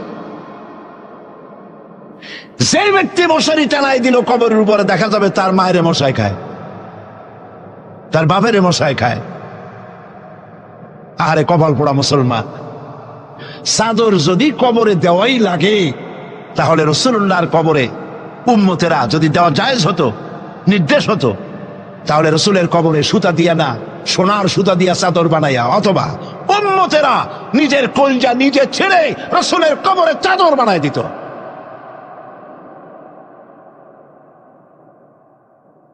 কাজে এগুলি বন্ধ করতে হবে। হাইকোর্টের মাজার, সালাতের অর্থ হচ্ছে নিকটবর্তী হওয়া, মুখ ঘুরানো, মুতাওয়াজ্জা হওয়া। ওই যে হযরত ইব্রাহিম আলাইহিস সালাম বলেছিলেন, ইন্নী ওয়াজ্জাহতু ওয়াজহিয়া লিল্লাযী ফাতারাস সামাওয়াতি ওয়াল আরদ। জানেন আপনারা? পড়েন, ইন্নী ওয়াজ্জাহতু ওয়াজহিয়া লিল্লাযী ফাতারাস সামাওয়াতি ওয়াল আরদা হানিফা ওয়া মা আনা মিনাল মুশরিকিন। নিশ্চয় আমার মুখ ঘুরায় দিলাম। কার দিকে? যিনি আকাশ এবং জমিনের স্রষ্টা, সব কিছুর মালিক যিনি, তার দিকে আমি মুতাওয়াজ্জা হলাম। নামাজের অর্থই হচ্ছে মুতাওয়াজ্জা হওয়া, মুখ ঘুরিয়ে দেওয়া, চেহারা ঘুরিয়ে দেওয়া। আর নামাজের আরেক অর্থ হচ্ছে নিকটবর্তী থেকে আরো নিকটবর্তী হওয়া। আল্লাহ রাব্বুল আলামিন বলেন, নিকটবর্তী হতে হলে ওয়াসজুদ ওয়াকতারিব, সেজদা দাও আর সেজদার মাধ্যমে আমার নিকটবর্তী হয়ে যাও। সেজদা দিলেই আল্লাহর নিকটবর্তী হওয়া যায়। কোন সুবহানাল্লাহ। সাহাবী, আল্লাহ নবীর সাহাবী প্রশ্ন করেছেন, নবীজি, বান্দা কখন আল্লাহর নিকটবর্তী হয়ে যায়? নবীজি বলেছেন, বান্দা যখন সেজদা দেয় তখন আল্লাহর বান্দার মাঝে কোনো হিজাব থাকে না, একদম আল্লাহ পাকের নিকটবর্তী হয়ে যায় বান্দা যখন সেজদায় পড়ে যায়। সুতরাং নামাজ হচ্ছে নিকটবর্তী হওয়া, সালাত এটা হচ্ছে নিকটবর্তী হওয়া। নামাজ ফরজ হওয়ার কারণ হচ্ছে এই যে মানুষ আল্লাহর বান্দা বা গোলাম হিসেবে সৃষ্টি হয়েছে, তাই একমুখী হয়ে রবের বন্দিগি করা এটা হচ্ছে তার স্বাভাবিক একটা প্রকৃতি। আল্লাহ রাব্বুল আলামিন এই প্রকৃতির দাবি মিটাবার জন্যই নামাজের ব্যবস্থা করেছেন। মানুষের ফিতরত, মানুষের নেচার, মানুষের ফিতরত হচ্ছে এই যে কারো না কারো কাছে মাথা নত করা, হাত জোড় করা, মাথা নত করা, সার্বভৌমত্বের মালিক কাউকে মনে করা। হাত জোড় করতে হলে, মাথা নত করতে হলে, সার্বভৌমত্বের মালিক হিসেবে কাউকে গ্রহণ করতে হলে আল্লাহর বিকল্প কেউ আছে নাকি? ইসলামের মূল দাওয়াতটা হলো ফিতরাত অনুযায়ী দাওয়াত দেওয়া হয়েছে। মানুষ যেন মাথা নত করে, গোলামি করে। এজন্য আল্লাহ রাব্বুল আলামিন বলেছেন যে আমি মানুষ এবং জিনকে সৃষ্টি করেছি, তার কারণটাই হলো মা খালাকতুল জিন্না ওয়াল ইনসা ইল্লা লিয়াবুদুন। মানুষ আর জিন জাতিকে সৃষ্টি করা হয়েছে ইবাদতের জন্য, গোলামির জন্য। ইবাদত আর গোলামি এটাই করতে হবে, গোলামি করতে হবে, দাসত্ব করতে হবে। আর এই দাসত্ব, আল্লাহর আনুগত্য, এই গোলামির দাওয়াত দিয়েছেন দুনিয়ার সব নবীরা। কোন নবী বলেন নাই যে আমার গোলামি করো। কেউ বলেছেন? বলেন জোরে, কেউ বলেছেন? আল্লাহ পাক বলেন, وَلَقَدْ بَعَثْنَا فِي كُلِّ أُمَّةٍ رَسُولًا أَنِ اعْبُدُوا اللَّهَ وَاجْتَنِبُوا الطَّاغُوتَ। প্রত্যেক জাতির জন্য আমি রাসূল প্রেরণ করেছি।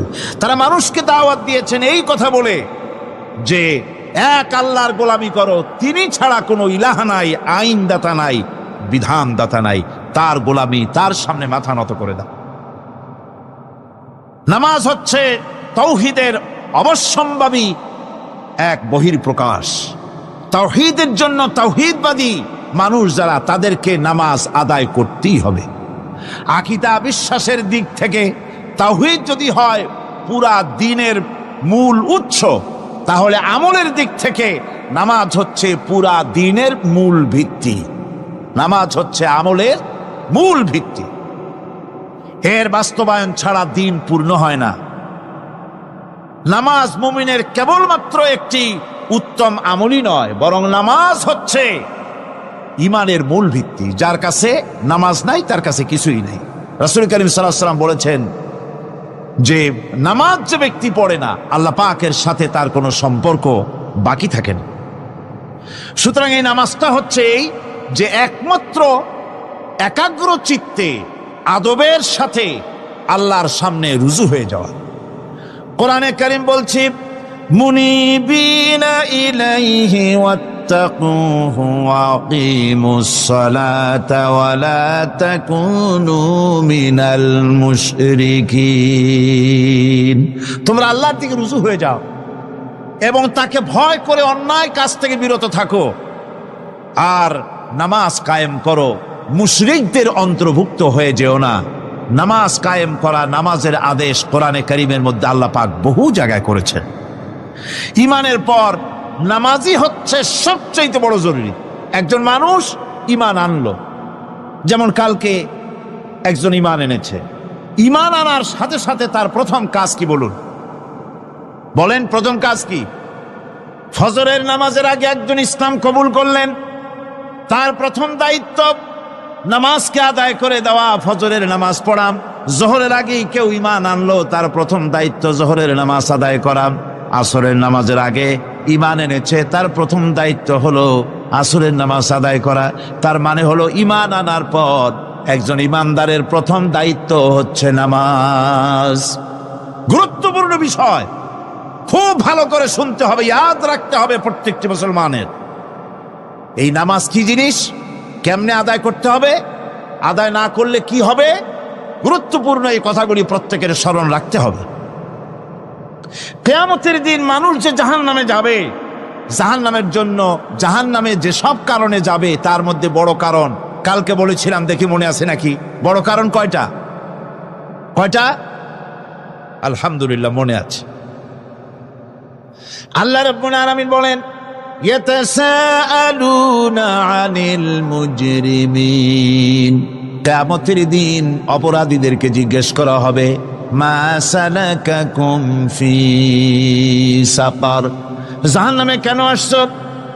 জবাবে তারা বলবে, ক্বালু লাম নাকু মিনাল মুসাল্লিন ওয়া লাম নাকু নুতঈমুল মিসকিন। নামাজ পড়ি নাই আর এতিম মিসকিনদের খেতে দেই নাই, এই কারণেই জাহান্নামে এসেছি। কল নাউযুবিল্লাহ।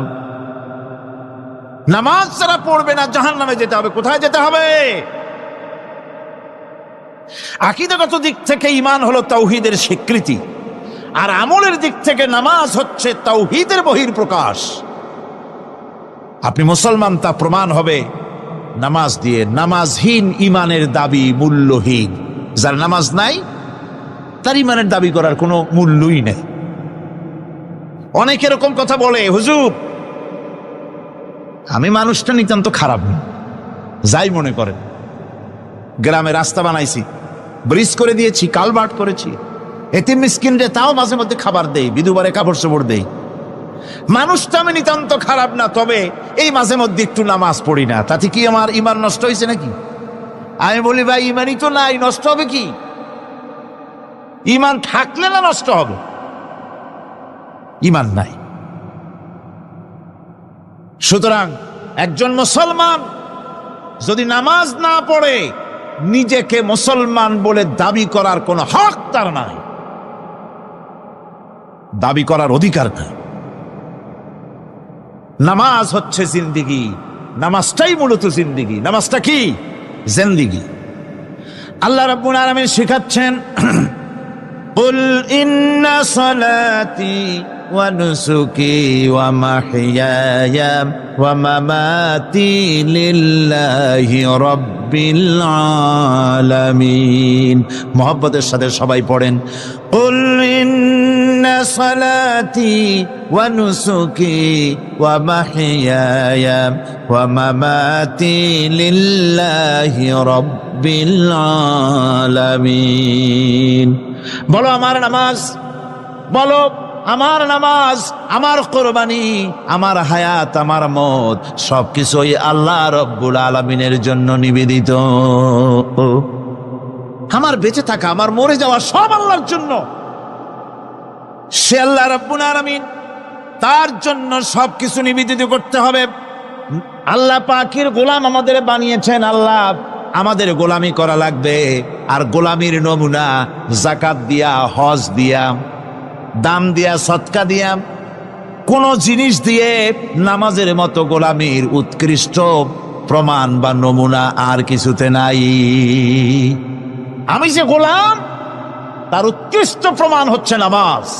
নামাজেই একটা মানুষ গোলামির অনুভূতিতে তাকে নিয়ে যায়। বাদশাহ হোক, মন্ত্রী হোক, পীর হোক, মৌলানা হোক, মুহাদ্দিস হোক, বড় লোক হোক, গরিব হোক, পুরুষ হোক, নারী হোক, যাই হোক, নামাজে দাঁড়াইলো, একেবারে কান্ডারে ধরিয়া কানের কাছে হাত দিয়া, হাত দুটো বাঁধিয়া মাথা নিচের দিকে দিয়ে দাঁড়ায় গেল। কিসের মতো? আসামির মতো, গোলামের মতো। সুবহানাল্লাহ। এদিক ওদিক তাকাইতে পারবা না, চোখটা থাকবে সেজদা যেখানে দিবা সেখানে। তাকানো নিষেধ, সেজদার দিকে তাকাও। এরপরে যখন রুকুতে গেলেন, গোলামির নমুনা হয়ে গেল। গোলামের এরকম মাথা নিচু করে থাকতে হয় প্রভুর সম্মান। গেলেন, রাজা, বাদশা, বড় লোক, সব অহংকার চূর্ণ হয়ে গেল। নাক আর কপাল দিয়া আমার মাবুদের দরবারে মাথাটা লাগাই দিলাম জমিনের উপরে। সুবহানাল্লাহ। আমি আমার ভাষায় বলি, আমি আমার ভাষায় কথাটা এভাবে বলি, এই জমিনটা যদি কাগজ হয় আর আমার নাকটার কপালটা যদি কলম হয়, তাহলে আমি যে গোলাম দৈনিক 5 বার আমার নাক আর কপাল দিয়া জমিন নামক কাগজের উপরে, দাস খতের উপরে দৈনিক 5 বার নাক আর কপাল দিয়া সই করে দেই, আল্লাহ আমি তোমার গোলাম, আর কারো গোলাম নই, আমি একমাত্র তোমার গোলাম। ঘুমের থেকে উঠে সেজদা দিয়া বলি, দুপুরের সময় কাজ ফালাইয়া আর একবার বলি, বিকেল আসার আগে আসরে আর একবার বলি, দিন যখন শেষ হয় আর একবার বলি, রাতে যখন শুতে যাই আর একবার সেজদা দিয়া ঘোষণা করি, মাবুদ আমি তোমার গোলাম। সুবহানাল্লাহ। নামাজ হচ্ছে ইসলামের গণ্ডির মধ্যে প্রবেশের প্রমাণ। কোরআনে কারীম বলছে, ফাইন তাবু ওয়া আকামুস সালাতা ওয়া আতাউজ যাকাতা ফাইখওয়ানুকুম ফিদ্দীন। সূরা তওবা এসেছে। তারা যদি তওবা করে আর নামাজ কায়েম করে, যাকাত যদি আদায় করে, তাহলে এখন তোমাদের সে দ্বীনি ভাই, এখন ভাই হয়ে গেল। একটু আগে ছিল কাফের, মুশরিক, এখন তোমার দ্বীনি ভাই। দ্বীনের গণ্ডির মধ্যে প্রবেশ করা, কলেমা পড়ার সাথে সাথেই নামাজ। নামাজ হচ্ছে দ্বীনের প্রধান গেট, দ্বীনের প্রধান তোরণ। দ্বীনের মধ্যে প্রবেশ করার জন্য এই গেট দিয়ে প্রবেশ করতে হবে। সুতরাং এই নামাজের এতই গুরুত্ব দেওয়া হয়েছে। ইসলাম যদি ক্ষমতায় আসে, আল্লাহ যেন এনে দেন, জোরে কোন আমিন। ইসলাম যদি ক্ষমতায় এসে যায়, রব্বুল আলামিন তাফসীরে মাহফিল কোরআন সামনে নিয়ে আশা করে তোমার দরবারে দোয়া করি, এই বিশাল জনসমুদ্রের দোয়া কবুল করো মাবুদ গো, এই বাংলাদেশকে ইসলামের দেশ বানাইয়া দাও। দেশটা যদি ইসলামের হয়ে যায়, আইন যদি আল্লাহর হয়, শাসন যদি সৎ লোকেরা করে, রব্বুল আলামিন কোরআন শরীফে বলেন, তাহলে তারা 4টা কাজ করবে। আল্লাযীনা মাক্কান্নাহুম ফিল আরদ আকামুস সালাতা ওয়া আতাউজ যাকাত ওয়া আমারু বিল মা'রুফি ওয়া নাহাউ আনিল মুনকার। মুমিনেরা ক্ষমতায় এসে প্রথম যে কাজটা করবে, প্রথমে ক্ষমতা এসেই নামাজ বাধ্যতামূলক করবে। প্রথম কি? ওয়াজ নসিহতে অনুরোধ করা হবে না, বাবাজিরা আল্লাহর রাস্তায় নামাজটা পড়ে না। রেডিও এবং টেলিভিশনের মাধ্যমে রাষ্ট্রপ্রধান অর্ডার করে দিবেন, আজ থেকে বাংলাদেশের 12 কোটি তাওহীদি জনতা, নারী পুরুষ যারা আকেল বালিগ, সকলের জন্য নামাজ বাধ্যতামূলক, নামাজ পড়তেই হবে। এটা অর্ডার। বেলা যখন 1টা বেজে যাবে, বেলা যখন 1টা বাজবে, সমস্ত মসজিদে আজান শুরু হয়ে যাবে। আজানের সাথে সাথে অফিস, আদালত, কল কারখানা, ক্ষেত খামার, শিক্ষাঙ্গন সব ডেডলক হয়ে যাবে। আধা ঘন্টার জন্য বন্ধ হয়ে যাবে। যারা মুসলমান অফিসে, কলেজে, ইউনিভার্সিটিতে, সর্বত্র তারা নামাজের জন্য প্রস্তুতি নেবেন। আধা ঘন্টার ভিতরে নামাজ আর খানা সেরে আবার কলেজ চলবে, বিশ্ববিদ্যালয় চলবে, কল চলবে, কারখানা চলবে, ক্যান্টনমেন্ট চলবে, সেক্রেটারিয়েট চলবে, সব আপন গতিতে চলতে থাকবে। আল্লাহর রহমত, বরকত আকাশ থেকে নাজিল হয়ে যাবে। আর এই অর্ডার যে দেওয়া হবে, নামাজ পড়বেন সেখানে। থানায় যখন আজান হবে, থানায় আজান হয়ে গেছে, থানার স্টাফ, পুলিশ যারা আছে জামাতে খাড়া হয়ে যাবে, ইমামতি করবেন ওসি সাহেব। এসপির অফিসে এসপি সাহেব ইমামতি করবেন, ডিসি সাহেব তার অফিসে ইমামতি করবেন, মন্ত্রী সেক্রেটারিয়েট ইমামতি করবেন, প্রেসিডেন্ট বঙ্গভবনে ইমামতি করবেন, বিশ্ববিদ্যালয়ের ভাইস চ্যান্সেলরের ইমামতিতে সে জায়গার মুসলমান ছাত্র ছাত্রী, শিক্ষক শিক্ষয়িত্রী এক জামাতে নামাজ আদায় করবে। এই যদি হয় চিত্র, দেশের অপরাধ থাকবে। থানায় ওসি সাহেব নিজেই যদি জামাতের ইমামতি করেন, এইভাবে নামাজ আদায় করেন, পুলিশদের নিয়ে জামাতে ঘুষ আর খাবে তারা? এসপি সাহেবের অফিসে, ডিসি সাহেবের অফিসে মন্ত্রীরা যদি এভাবে নামাজ কায়েম করে, তাহলে কি অন্যায় অপরাধ কিছু থাকবে সমাজে? থাকবে না।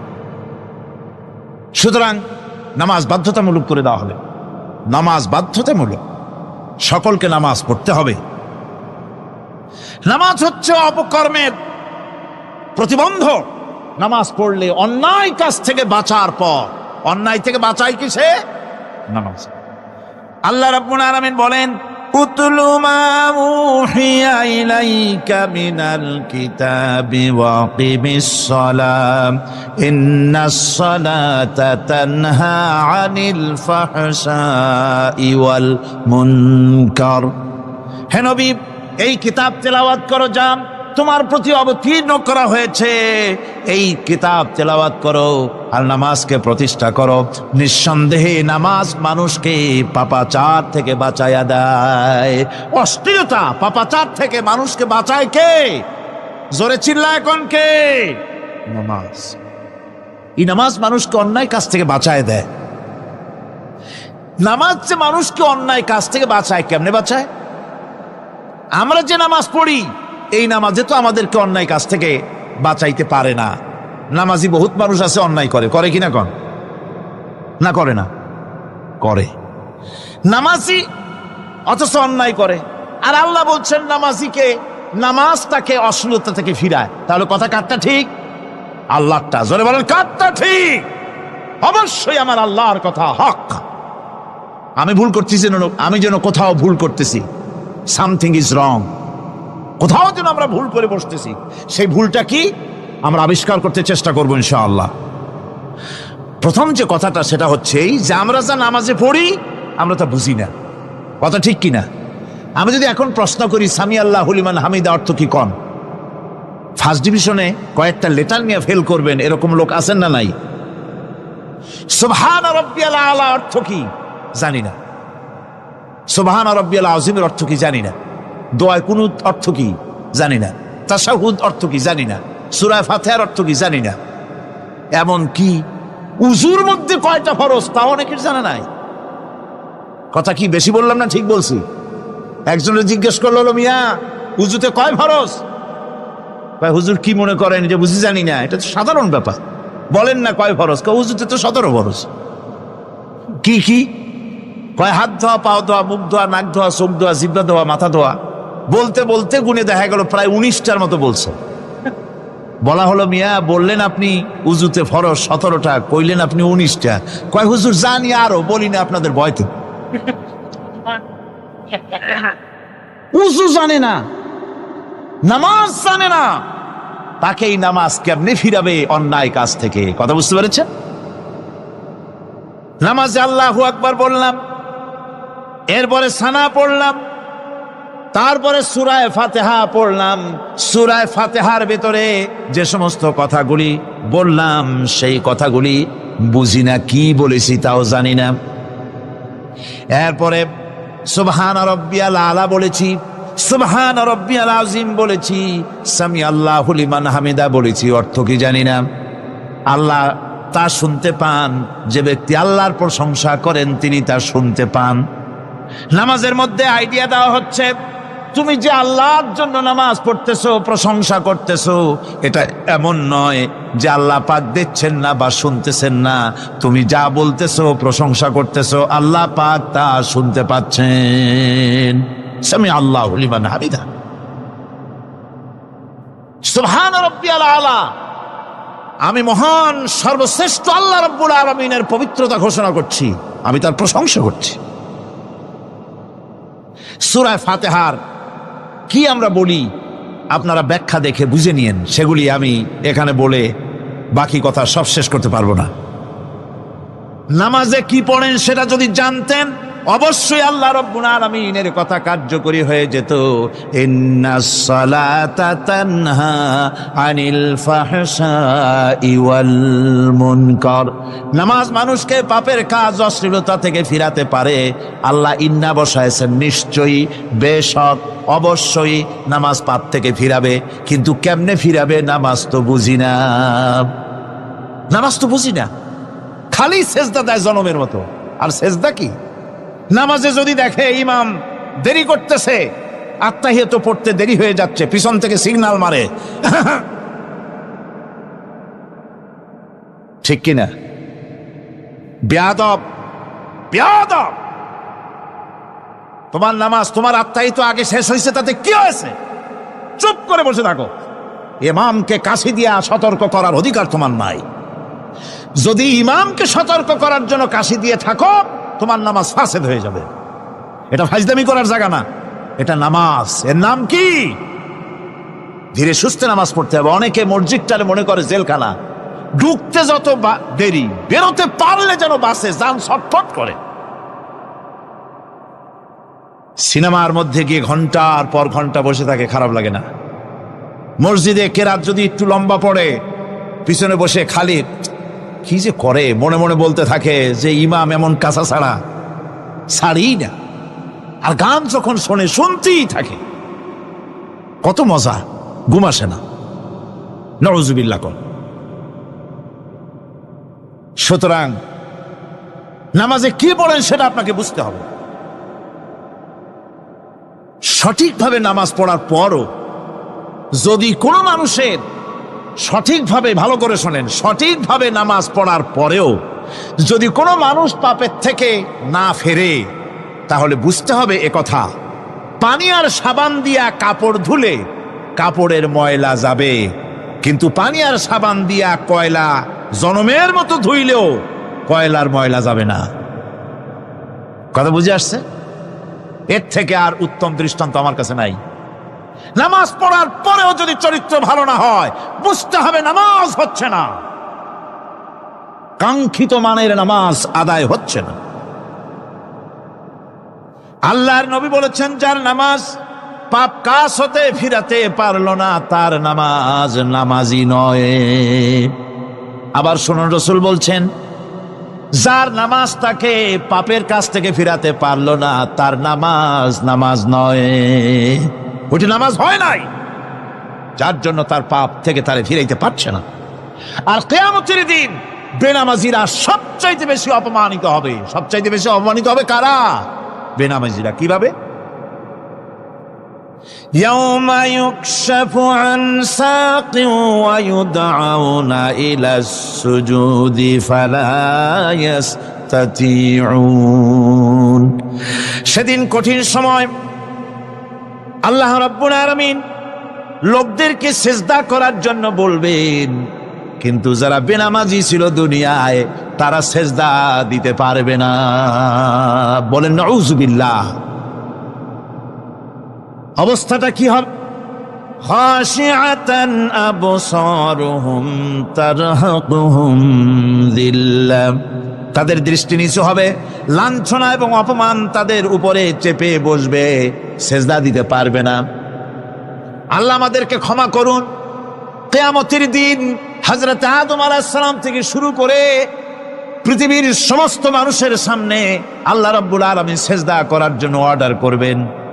যারা নাকি বেনামাজি, ওরা আল্লাহর দরবারে সেদিন সিজদা দিতে পারবে না, লাঞ্ছিত অপমানিত হবে। যারা কন নাউযুবিল্লাহ। নামাজ, মুমিনের নামাজ একরকম, মুনাফিকের নামাজ হলো আর এক রকম। মুনাফিকরাও নামাজ পড়ে, পড়ে কিনা কন? মুনাফিকেরাও নামাজ পড়ে। মুনাফিকেরা যখন নামাজ পড়তে যায়, আল্লাহ রাব্বুল আলামিন বলতেছেন, ওয়া ইযা কামু ইলাস সালাতি কামু কুসালা। মুনাফিকেরা যখন নামাজ পড়তে দাঁড়ায়, নামাজে আসে ঠিক তারা, কিন্তু নামাজের জন্য দাঁড়ায় খুব শৈথিল্য ভারে, শৈথিল্য ভাবে দাঁড়ায়, কাহিলি, সুস্তি, এ জায়গা চুলকায়, পায়জামা ধরে টান দেয়, টুপিটা ঘুরে আয়, এদিক ওদিক তাকায়। মুনাফিকের নামাজ দেখলেই ঠিক পাওয়া যায় যে বেটা মুনাফিক। এইভাবে সে দাঁড়ায়। তার নামাজটা কি জন্য? ইউরাউনান নাসা ওয়া লা ইয়াযকুরুনাল্লাহা ইল্লা কালিলা। তাদের নামাজ হচ্ছে মানুষকে দেখাবার নামাজ। নাউযুবিল্লাহ। এখন দেখবেন এই মৌসুম আসছে, নামাজের মৌসুম, বেনামাজিদের নামাজের মৌসুম। জনসভা হচ্ছে, নির্বাচন আসতেছে, নামাজে রক্ত হয়ে গেছে, তাড়াতাড়ি আজান হয়ে গেল। টুপি না থাকলে রুমাল একটা মাথায় দিল, উজু আছে কি না আছে, আল্লাহু আকবার, যা আছে কপালে হয়ে যাক। মানুষকে দেখাবার জন্য এরা নামাজ পড়ে। এরা আল্লাহ শরণার্থে নামাজ খুব কম লোকই পড়ে। এরা হচ্ছে মুনাফিক। দুনিয়া এবং আখিরাতে কল্যাণের জন্য একমাত্র মাধ্যম হচ্ছে নামাজ। দুনিয়াও যদি কল্যাণ চাই, আখিরাতেও যদি কল্যাণ চাই, তাহলে এর জন্য কি করতে হবে? কি করতে হবে? আমার কথা নয়, আল্লাহ রাব্বুল আলামিনের কথা শুনুন। রব্বুল আলামিন বলেন, ক্বাদ আফলাহাল মুমিনুন আল্লাযীনা হুম ফি সালাতিহিম খাশিউন ওয়াল্লাযীনা হুম লিয-যাকাতি ফাঈলুন ওয়াল্লাযীনা হুম লিফুরুজিহিম হাফিজুন। নিশ্চিতভাবে সেই সব মুমিন কল্যাণ লাভ করবে, নিশ্চিতভাবে। তারা হচ্ছে ওই সব লোক যারা নিজেদের নামাজ ভীতি মিশ্রিত, বিনয় ভাবে, ভীতি মিশ্রিত অবস্থায় বিনয়ের সাথে যারা নামাজ আদায় করে, যারা বেহুদা কাজ থেকে বিরত থাকে, যারা যাকাতের পন্থায় কর্মতৎপর হয়, আর যারা নিজের লজ্জাস্থানকে হেফাজত করে, এরপরে আল্লাহ পাক বলেন ওয়াল্লাযীনা হুম লিআমানাতিহিম ওয়া আহদিহিম রাউন ওয়াল্লাযীনা আলা সালাওয়াতিহিম ইউহাফিজুন ওয়াল্লাযীনা আলা সালাতিহিম হাফিজুন। আর যারা তাদের আমানতকে পূর্ণ করে, আমানত এবং তাদের ওয়াদা চুক্তি পূর্ণ করে, এবং যারা নিজেদের নামাজ সমূহকে পূর্ণভাবে হক আদায় করে নামাজ পড়ে, নামাজের যারা হেফাজত করে, এরা কারা? এরা হচ্ছে উলাইকা হুমুল ওয়ারিসুন আল্লাযীনা ইয়ারিসুনাল ফিরদাউসা হুম ফিহা খালিদুন। এরা হচ্ছে সেই সব লোক, এরা উত্তরাধিকার হচ্ছে জান্নাতের উত্তরাধিকার, জান্নাতুল ফিরদাউসে আল্লাহ রাব্বুল আলামিন এই গুণ বিশিষ্ট লোকদের জন্য জায়গা করে দিবেন। জোরে কোন সুবহানাল্লাহ। নামাজকে পড়তে বলা হয়নি, কোরআন শরীফে বলা হয়েছে নামাজ কায়েম করো। কি বলা হয়েছে কন্ত দেখি? নামাজ কায়েম করো, নামাজ পড়ো। এই কথা কিন্তু কোরআন শরীফে কোনো জায়গায় আছে নাকি? এখন কায়েম করা কারে বলে? একটা গুরুত্বপূর্ণ আরেকটি বিষয়, নামাজ কায়েম করতে বলা হয়েছে। কায়েম কি? কায়েমটা হচ্ছে দৃষ্টান্ত স্বরূপ বলা যায় যে জিনিসটা সমাজে প্রতিষ্ঠিত আছে ওইটারে বলে কায়েম হওয়া, আর যেটা প্রতিষ্ঠিত নাই ওটা কায়েম নাই। কায়েম মানে হলো প্রতিষ্ঠিত থাকা। যেমন আমাদের দেশে, আমাদের সমাজে নারী পুরুষ শিশু বৃদ্ধ সকলেই কাপড় পরা, শাড়ি পরা, লুঙ্গি পরা, এই কাপড় পরাটা কায়েম আছে, প্রতিষ্ঠিত আছে না নাই? যার কারণে কাপড় পরা সমাজে কায়েম আছে বলে উলঙ্গ মানুষ সমাজে খুঁজে পাওয়া যায় না, পাগল ছাড়া। ঠিক কিনা? একটা বাচ্চাকেও যদি উলঙ্গ হতে বলেন এখানে, 5 বছর 6 বছরের একটা বাচ্চাকেও, সে কিন্তু রাজি হবে না। ঠিক কিনা? যেহেতু কাপড় পরা সমাজে প্রতিষ্ঠিত আছে সেহেতু উলঙ্গ মানুষ পাওয়া যায় না, কাপড় পরাটাই এখানে প্রতিষ্ঠিত। সুতরাং এখন অবস্থাটা এই হয়েছে, কাপড় পরা প্রতিষ্ঠিত আছে বলে কোন উলঙ্গ মানুষ এসে যদি এই মঞ্চে দাঁড়ায় আর বলে আমাকে একটু বক্তৃতা করতে দেন, আপনারা কি করবেন? মঞ্চে তো উঠতেই দিবেন না। উলঙ্গ মানুষ যদি কোনো চাকরি নিতে যায় ইন্টারভিউতে, তাকে লাইনে দাঁড়াইতে দেবে? দেবে না। এমন কি উলঙ্গ হয়ে যদি বাড়িতে প্রবেশ করে তার বউ দূর দূর করে তাড়ায় দেবে। ঠিক কিনা? যেহেতু সমাজের ভিতরে কাপড় প্রতিষ্ঠিত আছে সেই জন্য এই উলঙ্গ মানুষ পাওয়া যায় না। অনুরূপভাবে নামাজ যদি প্রতিষ্ঠিত হতো সমাজের ভিতরে, তাহলে বেনামাজি খুঁজে পাওয়া যেত না। চাকরি করতে গেলে সেখানে নামাজ মানদণ্ড হয়ে যেত, নামাজ পড়ে কিনা তা দেখে নেওয়া হতো। বেনামাজি লোক পাওয়াই যেত না যদি প্রতিষ্ঠিত থাকতো। প্রথম প্রশ্নই হতো তুমি নামাজ পড়ো কিনা। ইলেকশনে যদি একজন উলঙ্গ মানুষ এসে দাঁড়ায়, ভাইরা এবার আমার বোতল মার্কা বাক্স, উলঙ্গ মানুষ এসে ভোটে দাঁড়াইছে, আপনারা ভোট দিবেন? দিবেন। ওই যে কাপড় প্রতিষ্ঠিত আছে বলে, লুঙ্গি প্রতিষ্ঠিত সমাজে আছে বলে উলঙ্গ মানুষকে আপনি ভোট দিবেন না।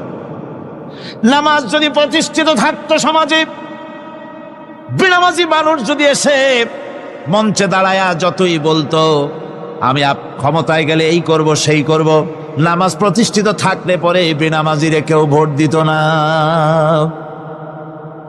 নামাজ যদি প্রতিষ্ঠিত থাকতো তাহলে অফিসের অফিসার তো দূরের কথা, বেনামাজি অফিসের ঝাড়ুদারের চাকরিও তার কিসমতে জুটত না যদি নামাজ প্রতিষ্ঠিত থাকতো। এর নাম হলো নামাজ কায়েম হওয়া। নামাজ কায়েম থাকলে এই অবস্থার সৃষ্টি হতো। এই জন্য আল্লাহ পাক বলেছেন নামাজকে কায়েম করতে হবে। নামাজ হবে সব ভালো কাজের মানদণ্ড। সমস্ত ভালো কাজের মানদণ্ড কি? নামাজ। নামাজ আমাদেরকে বড় রকমের শিক্ষা দেয়। কি শিক্ষা দেয়? নামাজ আমাদের শিখায় ঐক্য আর ভ্রাতৃত্ব, ভ্রাতৃত্বের আর ঐক্যের শিক্ষা দেয়। এক নেতার আনুগত্য করা শিখায়। জামাত যত বড় হোক, ইমাম হবে কয়জন? একজন ইমাম হবে। আর এই ইমাম মানে কি? নেতা। ইমাম মানে কি? নেতা নির্বাচন শিখায় নামাজে। নেতা নির্বাচন কে শিখায়? নামাজ শিখায়। বোঝেন খুব ভালো করে। কিভাবে? মনে করুন চট্টগ্রাম শাহী মসজিদে ইমাম প্রয়োজন। এখন সেই ইমাম নেওয়ার জন্য ইন্টারভিউ কল করা হলো, বিজ্ঞাপন দেওয়া হলো পত্রিকায়। অনেক আলেম আসলেন। ইন্টারভিউ বোর্ডে যারা বসলেন তারা ইন্টারভিউটা কিভাবে নেবেন? যার মাথার চুল লম্বা বেশি তার ইমামতি দেওয়া হবে, যার লুঙ্গিটা পায়ের গিরার তলে তারে দেওয়া হবে, যার মোষটা মুখের মধ্যে গিয়া ঢুকছে, হাসি দিলে বুঝাই যায় না হাসে না কান্দে, তারে দিবে। দাড়িগুলা কামাইছে তারে দেবে। সিগারেট খায় বা অবশ্য চট্টগ্রাম আর সিলেটে সিগারেটের ফতোয়া ভিন্ন রকম। বরিশালে আমি যেখানে জন্মগ্রহণ করেছি, আমার এলাকায় কোনো আলেম যদি সিগারেট খায়, মসজিদের ইমাম তো ভালো, মসজিদ ঝাড়ু দিতেও ঢুকতে দেবে না মসজিদে। এটা এই এলাকার এক রকমের কায়দা। আমি এটার ব্যাপারে কথা নাইবা বললাম। তো আপনারা খুঁজে দেখবেন সে সিনেমা দেখে নাকি, মিথ্যা কথা বলে নাকি, বউ পর্দায় থাকে নাকি। এগুলি মাইক্রোস্কোপ যন্ত্র দিয়ে ইমামের মাথা থেকে পা পর্যন্ত দেখবেন কিনা কন? আচ্ছা এবার কন তো দেখি, এই ইমাম সাহেব ইমামতি করবে কতজন লোকের? 500, 1000। শাহী মসজিদে ধরেন 5000 লোক হইল। 5000 লোক, 5000 লোকের ইমাম নির্বাচনের সময় পা থেকে শুরু করে মাথা পর্যন্ত দেখেন, এমনকি বউ পর্যন্ত। বৌমনি আনিয়ে দেখেন না, পর্দা থাকে কিনা এইটা আপনারা দেখেন, ঠিক কিনা? এ খবরটা নেন। 5000 লোকের একটা ইমাম বানাতে গিয়ে মাইক্রোস্কোপ যন্ত্র দিয়ে দেখেন মোষ কেমন, দাড়ি কেমন, চুল কেমন, পাও কেমন, হাত কেমন, হাতে নখ লম্বা কিনা, দাঁতে ছাতা কিনা, বউ পর্দায় থাকে কিনা, মিথ্যা কথা কয় কিনা, এত দেখেন। আর যখন নির্বাচন আসে তখন 2.5 থেকে 3 লক্ষ মানুষের জন্য একজন এমপি নির্বাচিত হয়। সেই ইমামকে বাছাই করার জন্য নামাজ পড়ে কিনা, জিনাকার কিনা, মদখোর কিনা, সুদখোর কিনা, ঘুষখোর কিনা, বদমাশ কিনা বাছাই করা হয় না।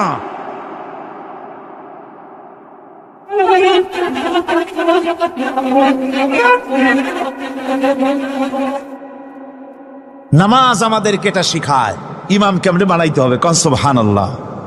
নামাজ ঐক্য শিখায়, নামাজ ভ্রাতৃত্ব শিখায়, নামাজ পারস্পরিক মহব্বত শিখায়, নামাজ নেতা কেমন হওয়া উচিত, নেতা নির্বাচন শিখায়।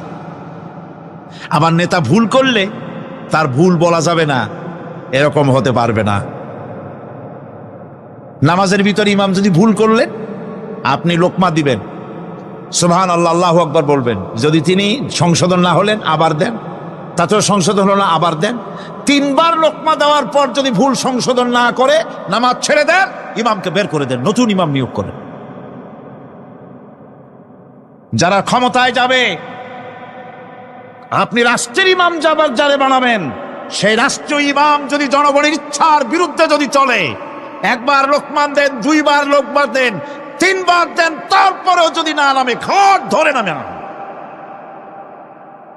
নামাজ আপনাকে নেতা নির্বাচন, নেতাকে প্রতিষ্ঠিত রাখা, নেতার আনুগত্য আপনাকে শেখায়। নামাজ লাইন সোজা করে দাঁড়াতে হবে। লাইন যদি বাঁকা করেন, আপনার কলজেটা ওরকম বাঁকা হয়ে যাবে। কোন নাউযুবিল্লাহ। নামাজের কাতারে যার কারণে নামাজের কাতার বাঁকা হবে, পুরা কাতারের জন্য আল্লাহর কাছে ওই লোকটা দায়ী হয়ে যাবে। নামাজ শৃঙ্খলা শিখায়। সুবহানাল্লাহ কইতে ইচ্ছা করে না? নামাজ শৃঙ্খলা শিখায়, শৃঙ্খলা বোধ শিখায়, সোজা হয়ে দাঁড়ায়। তারপরে ঐক্য এবং মহব্বত শিখায়। নামাজের ভিতরে যখন দাঁড়ায় গেলেন, আমির দাঁড়ালো, ফকির দাঁড়ালো, মন্ত্রী দাঁড়ালো, তার ড্রাইভারও দাঁড়ায় গেল, একই কাতারে দাঁড়ায় গেছে। নামাজ পড়তে গিয়ে ড্রাইভারের পাও গিয়ে লেগেছে মন্ত্রীর গায়ে। নামাজ শেষ হওয়ার পর মন্ত্রীর বাবার ক্ষমতা নাই এ কথা বলার যে বেটা ড্রাইভার সলিমদ্দি, তোর পাও লেগেছে আমার পায়ে, তোর চাকরি শুদ্ধা দোজকে পাঠায় দেব। পারবে বলতে? পারবে না। মিয়া মন্ত্রী সাহেব, এটা তোমার সেক্রেটারিয়েট না, এটা আল্লাহর ঘর। এটা কার ঘর? এক হি সব মে খড়ে হো গয়ে মাহমুদ ও আয়াজ, एक ही सब में खड़े हो गए महमूद अयाज, न कोई बंदा रहा न कोई बंदा नवाज। একই কাতারে দাঁড়িয়ে গেছে সম্রাট মাহমুদ আর চাকর আয়াজ। এখন সম্রাট মাহমুদও নাই, চাকর আয়াজও নাই, সম্রাট আর চাকর দুজনই আল্লাহ পাকের গোলাম হয়ে গিয়েছে। তুমি মসজিদে এসেছো, তুমি আল্লাহর গোলাম। কার গোলাম? আল্লাহ পাকের গোলাম। এই জিনিস শিখায় নামাজ। নামাজ শিখায় মানুষকে পাঞ্চুয়ালিটি, নিয়মানুবর্তিতা, সময়ের জ্ঞান শিখায় নামাজ। নামাজ মানুষকে কি শিখায়? আল্লাহ রাব্বুল আলামিন বলছেন, ইন্নাস সালাতা কানাত আলাল মুমিনিনা কিতাবাম মাওকুতা। নিঃসন্দেহে নামাজ মোমেনদের নিয়মানুবর্তিতার সাথে ফরজ করা হয়েছে, তাদের উপরে নিয়মানুবর্তিতার উপরেই, সময়ের উপরে নামাজকে ফরজ করা হয়েছে। আপনার আন্দাজ মতো আপনি পড়তে পারবেন না, সময় মতো পড়তে হবে, আউয়াল ওয়াক্তে পড়তে হবে। আমার দেশের মসজিদগুলিতে ফজরের নামাজ পড়া হয় এমন সময় পূর্ব দিক ফর্সা হয়ে যায়। ইমাম সাহেব যদি ভুল করেন, নামাজ যদি দোহরাতে যান, তাহলে সূর্য উদয় হয়ে যাবে, এমন অবস্থা। নামাজ এত দেরিতে পড়া হয়। প্রত্যেক ওয়াক্তের নামাজ আউয়াল ওয়াক্তে পড়ার জন্য রাসূল সাল্লাল্লাহু আলাইহি ওয়াসাল্লাম তাগিদ করেছেন। সময়ের দিকে লক্ষ্য রাখতে বলা হয়েছে। যেই জাতি, লক্ষ্য করুন, যে জাতি দৈনিক 5 বার টাইমলি, অক্ত মতো, সময় মতো নামাজ আদায় করতে হয়, দুর্ভাগ্যজনক সত্য, সেই জাতির কাছে সময়ের কোনো দাম নাই। সময়ের দাম নাই। 9টার গাড়ি কয়টায় আসবে? 9টার গাড়ি কয়টায় আসবে? একদিন দেখা গেল সত্যি 9টার সময় এসে গেছে। যাত্রীরা বলছে মাশাআল্লাহ, অন্তত একটা দিন তো 9টার সময় আসলো।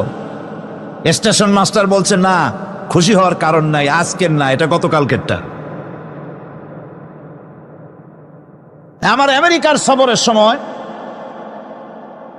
যে বাড়িতে আমি আমেরিকায় থাকি, কুইন্স এলাকায়, নিউ ইয়র্ক সিটিতে, সে বাড়িওয়ালা চাকরি করে। সে আমাকে বলল 10টি বছর আমি একটা ট্রেনে যাতায়াত করি। সে বলছে রাত 3:45টায় ট্রেনটা আসে, ওই ট্রেনে চড়ে সে তার কর্মস্থলে যায়। বলল 10টা বছর আমি এখানে আছি, 10 বছরের ভিতরে এই ট্রেনটা 1 মিনিটের জন্য এদিক ওদিক করলো না, ঠিক 3:45টায় এসে হাজির হয়ে গেছে। ঝড় হোক, বৃষ্টি হোক, স্নো পড়ুক, বরফ পড়ুক, টাইমলি চলতেছে। দুনিয়ায় ভিন্ন জাতিরা যে উন্নতি করে, তার পেছনে সময়ের জ্ঞান তাদের অনেক বেশি আমাদের থেকে। কথা ঠিক কিনা? আমাদের সময় জ্ঞান নাই, সময়ের কোনো মূল্য আমরা দেই না। 2টার সময় মিটিং হবে, মন্ত্রী সাহেব আসেন 5টার সময়, ঠিক কিনা? বক্তৃতার জন্য সময় দেওয়া হয়েছে 20 মিনিট, নাহমাদু ওয়া নুসাল্লি আলা কইয়া সুর দিয়া 35 মিনিট গেছে নাহমাদু কইতে কইতে। সময় 20 মিনিট, তা তার মনেই নেই। এই যে সময়ের জ্ঞান নাই, এটা ব্যর্থতা। নামাজ মানুষকে সময়ের জ্ঞান শিখায়। কোন আলহামদুলিল্লাহ। এই সময়ের জ্ঞান আমাদেরকে শিখতে হবে। এবার আমি আপনাদের সামনে বলতে চাই, আল্লাহর নবী জনাবে মুহাম্মদ রাসূলুল্লাহ সাল্লাল্লাহু আলাইহি ওয়াসাল্লাম নামাজের ব্যাপারে কি বলছেন। এতক্ষণ তো আল্লাহর কথা শোনালাম, কার কথা শোনাইস? আমার আল্লাহর নবী বলেন, নবীকে প্রশ্ন করা হলো, ইয়া রাসূলুল্লাহ, আইয়ু শাইইন আহাব্বু ইনদাল্লাহি ফিল ইসলাম, ইসলামের মধ্যে আল্লাহর কাছে কোন জিনিসটা বেশি প্রিয়? আল্লাহর কাছে ইসলামের কোন জিনিসটা বেশি প্রিয়? হুজুর বললেন, as-salatu li waqtiha, মান তারাকা সালাতান ফালা দীন লাহু ওয়াস-সালাতু ইমাদুদ্দিন। আল্লাহর কাছে সবচাইতে বেশি প্রিয় হচ্ছে নামাজ। সবচাইতে প্রিয় কি? নামাজ। ওয়াক্ত মতো নামাজ আদায় করা আল্লাহ পাকের বেশি প্রিয়। আর এই নামাজ হচ্ছে দ্বীনের খুঁটি। এটা দ্বীনের কি? খুঁটি। এই যে খুঁটিগুলো আছে, খুঁটিগুলো ফালাই দিলে তারপরে আপনার এই প্যান্ডেল থাকবে? থাকবে না। বিল্ডিং এর পিলার ভেঙে দেন, বিল্ডিং টিকবে? ঘরের খুঁটিগুলি উড়ায় ফেলেন, ঘর টিকবে? টিকবে না। দ্বীনের খুঁটি হচ্ছে নামাজ। লা দীনা লিমান লা সালাতা লাহু, যার কাছে দ্বীন নাই, যার কাছে নামাজ নাই, তার কাছে কি নাই? দ্বীন নাই, ঈমান নাই।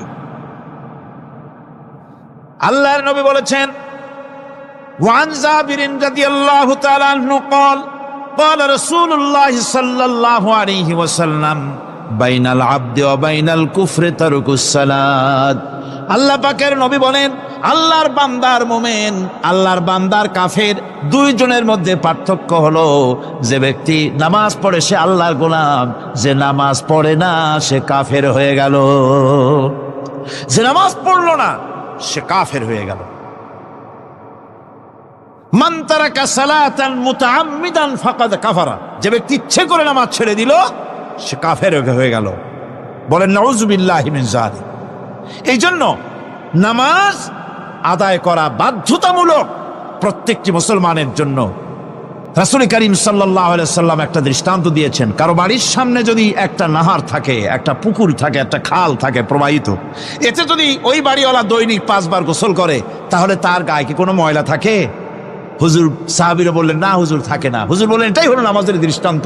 5 ওয়াক্ত নামাজ যে আদায় করবে সে গুনাহ থেকে আল্লাহ পাক তাকে পবিত্র করে দিবেন। সুবহানাল্লাহ ওয়া বিহামদিহি। আমার ভাইয়েরা, নামাজ পড়লে পরে এক জুমা থেকে আর এক জুমা পর্যন্ত মানুষ যে সমস্ত গুনাহ করে, কবিরা গুনাহগুলি বাদে, শিরক আর কবিরা গুনাহগুলি বাদে যত গুনাহ আছে তার কাফারা হয়ে যায়।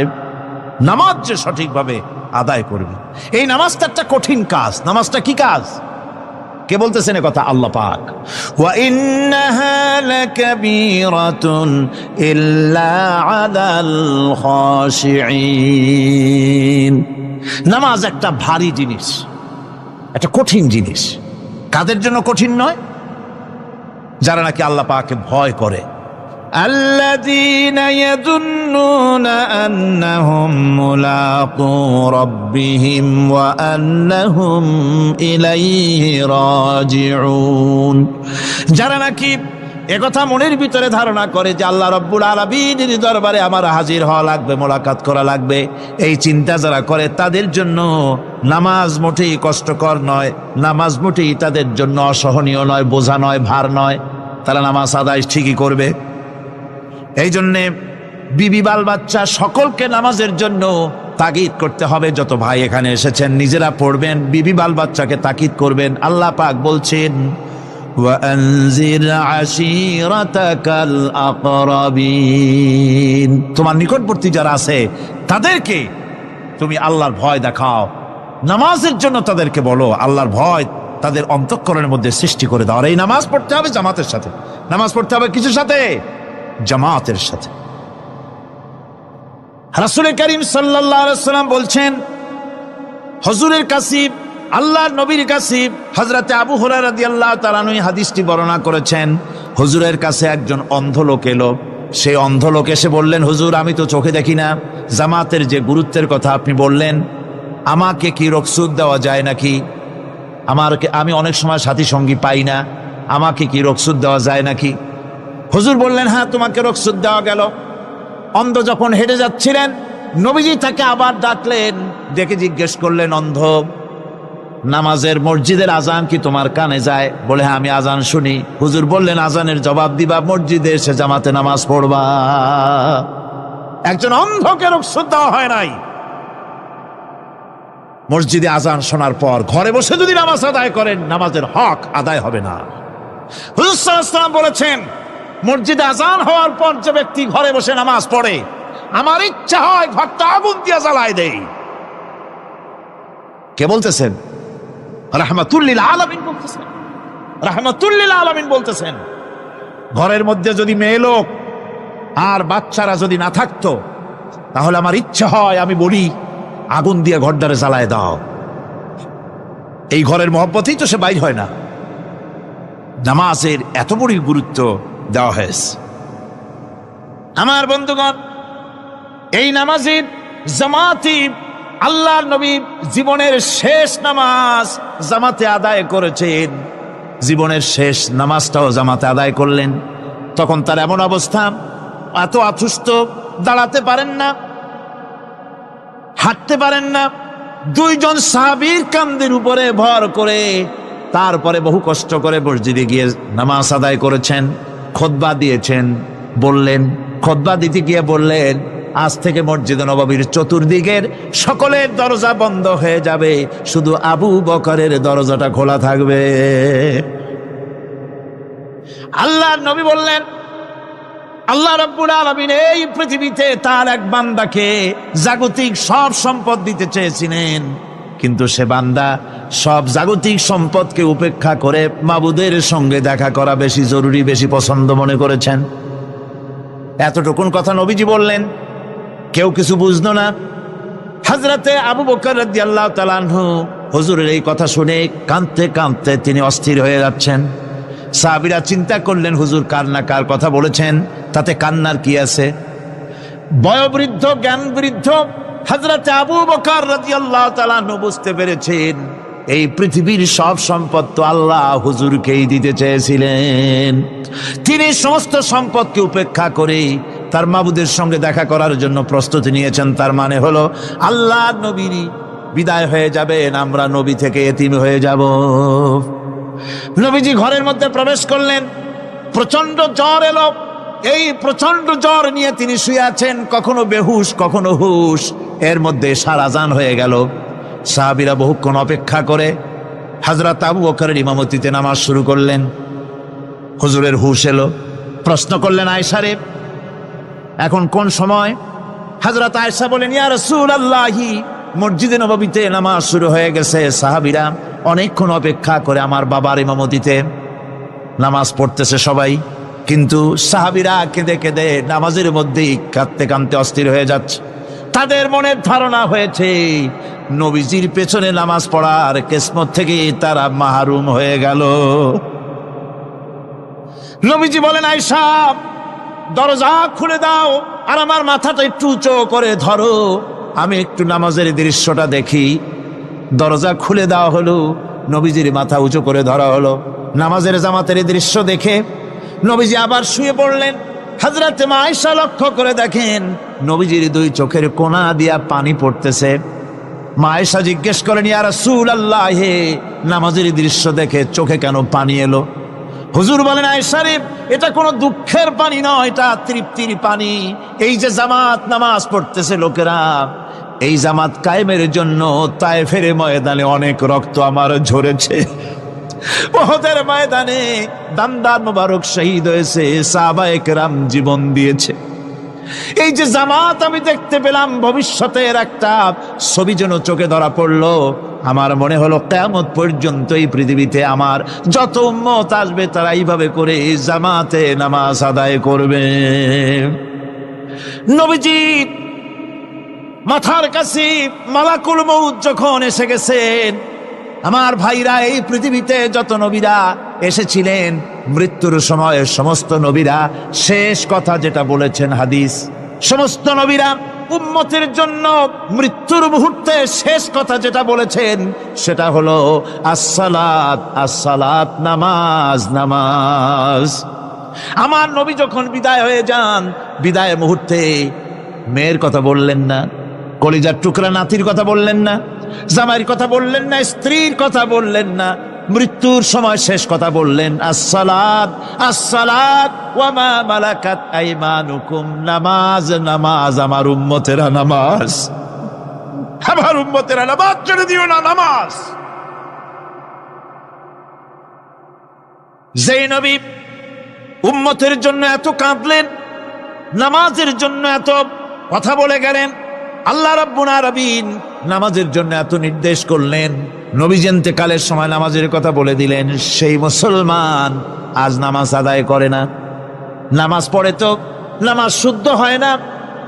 হযরতে হুযায়ফা রাদিয়াল্লাহু তাআলা আনহু তিনি একবার ইয়েমেন সফর করেছিলেন, এক মসজিদে নামাজ পড়লেন। একজনকে তিনি নামাজ পড়তে দেখলেন, নামাজ পড়তে দেখে তিনি অপেক্ষা করলেন। লোকটার নামাজ হয়ে যাওয়ার পর তিনি প্রশ্ন করলেন, আল্লাহর বান্দা, তুমি কতদিন এরকমের নামাজ পড়তেছ? তিনি বললেন, প্রায় 40 বছর তো হবে আমি এরকম নামাজ পড়তেছি। হযরতে হুযায়ফা বলেন, তুমি কি আমারে চেনো? কয়, না, চিনি না। হযরত হুযায়ফা বললেন, আল্লাহর বান্দা শোনো, আমি হচ্ছি আল্লাহর নবী মুহাম্মদুর রাসূলুল্লাহ সাল্লাল্লাহু আলাইহি সাল্লামের সাহাবী হুযায়ফা। ও আল্লাহর বান্দা, তুমি যেভাবে নামাজ পড়েছ এইরকম যদি 40 বছর নামাজ পড়ে থাকো, আল্লাহর কসম করে বলি, নবীজি যে নামাজ শিখাইছেন তোমার সে নামাজ হয় নাই। রাসূলুল্লাহ নামাজ হয় নাই, নামাজ পড়লেই হবে না। রাসূলুল্লাহ বলেছেন, সাল্লু কামা রাআইতুমুনি উসাল্লি, নামাজ পড়ো সেইভাবে যেভাবে আমারে পড়তে দেখো।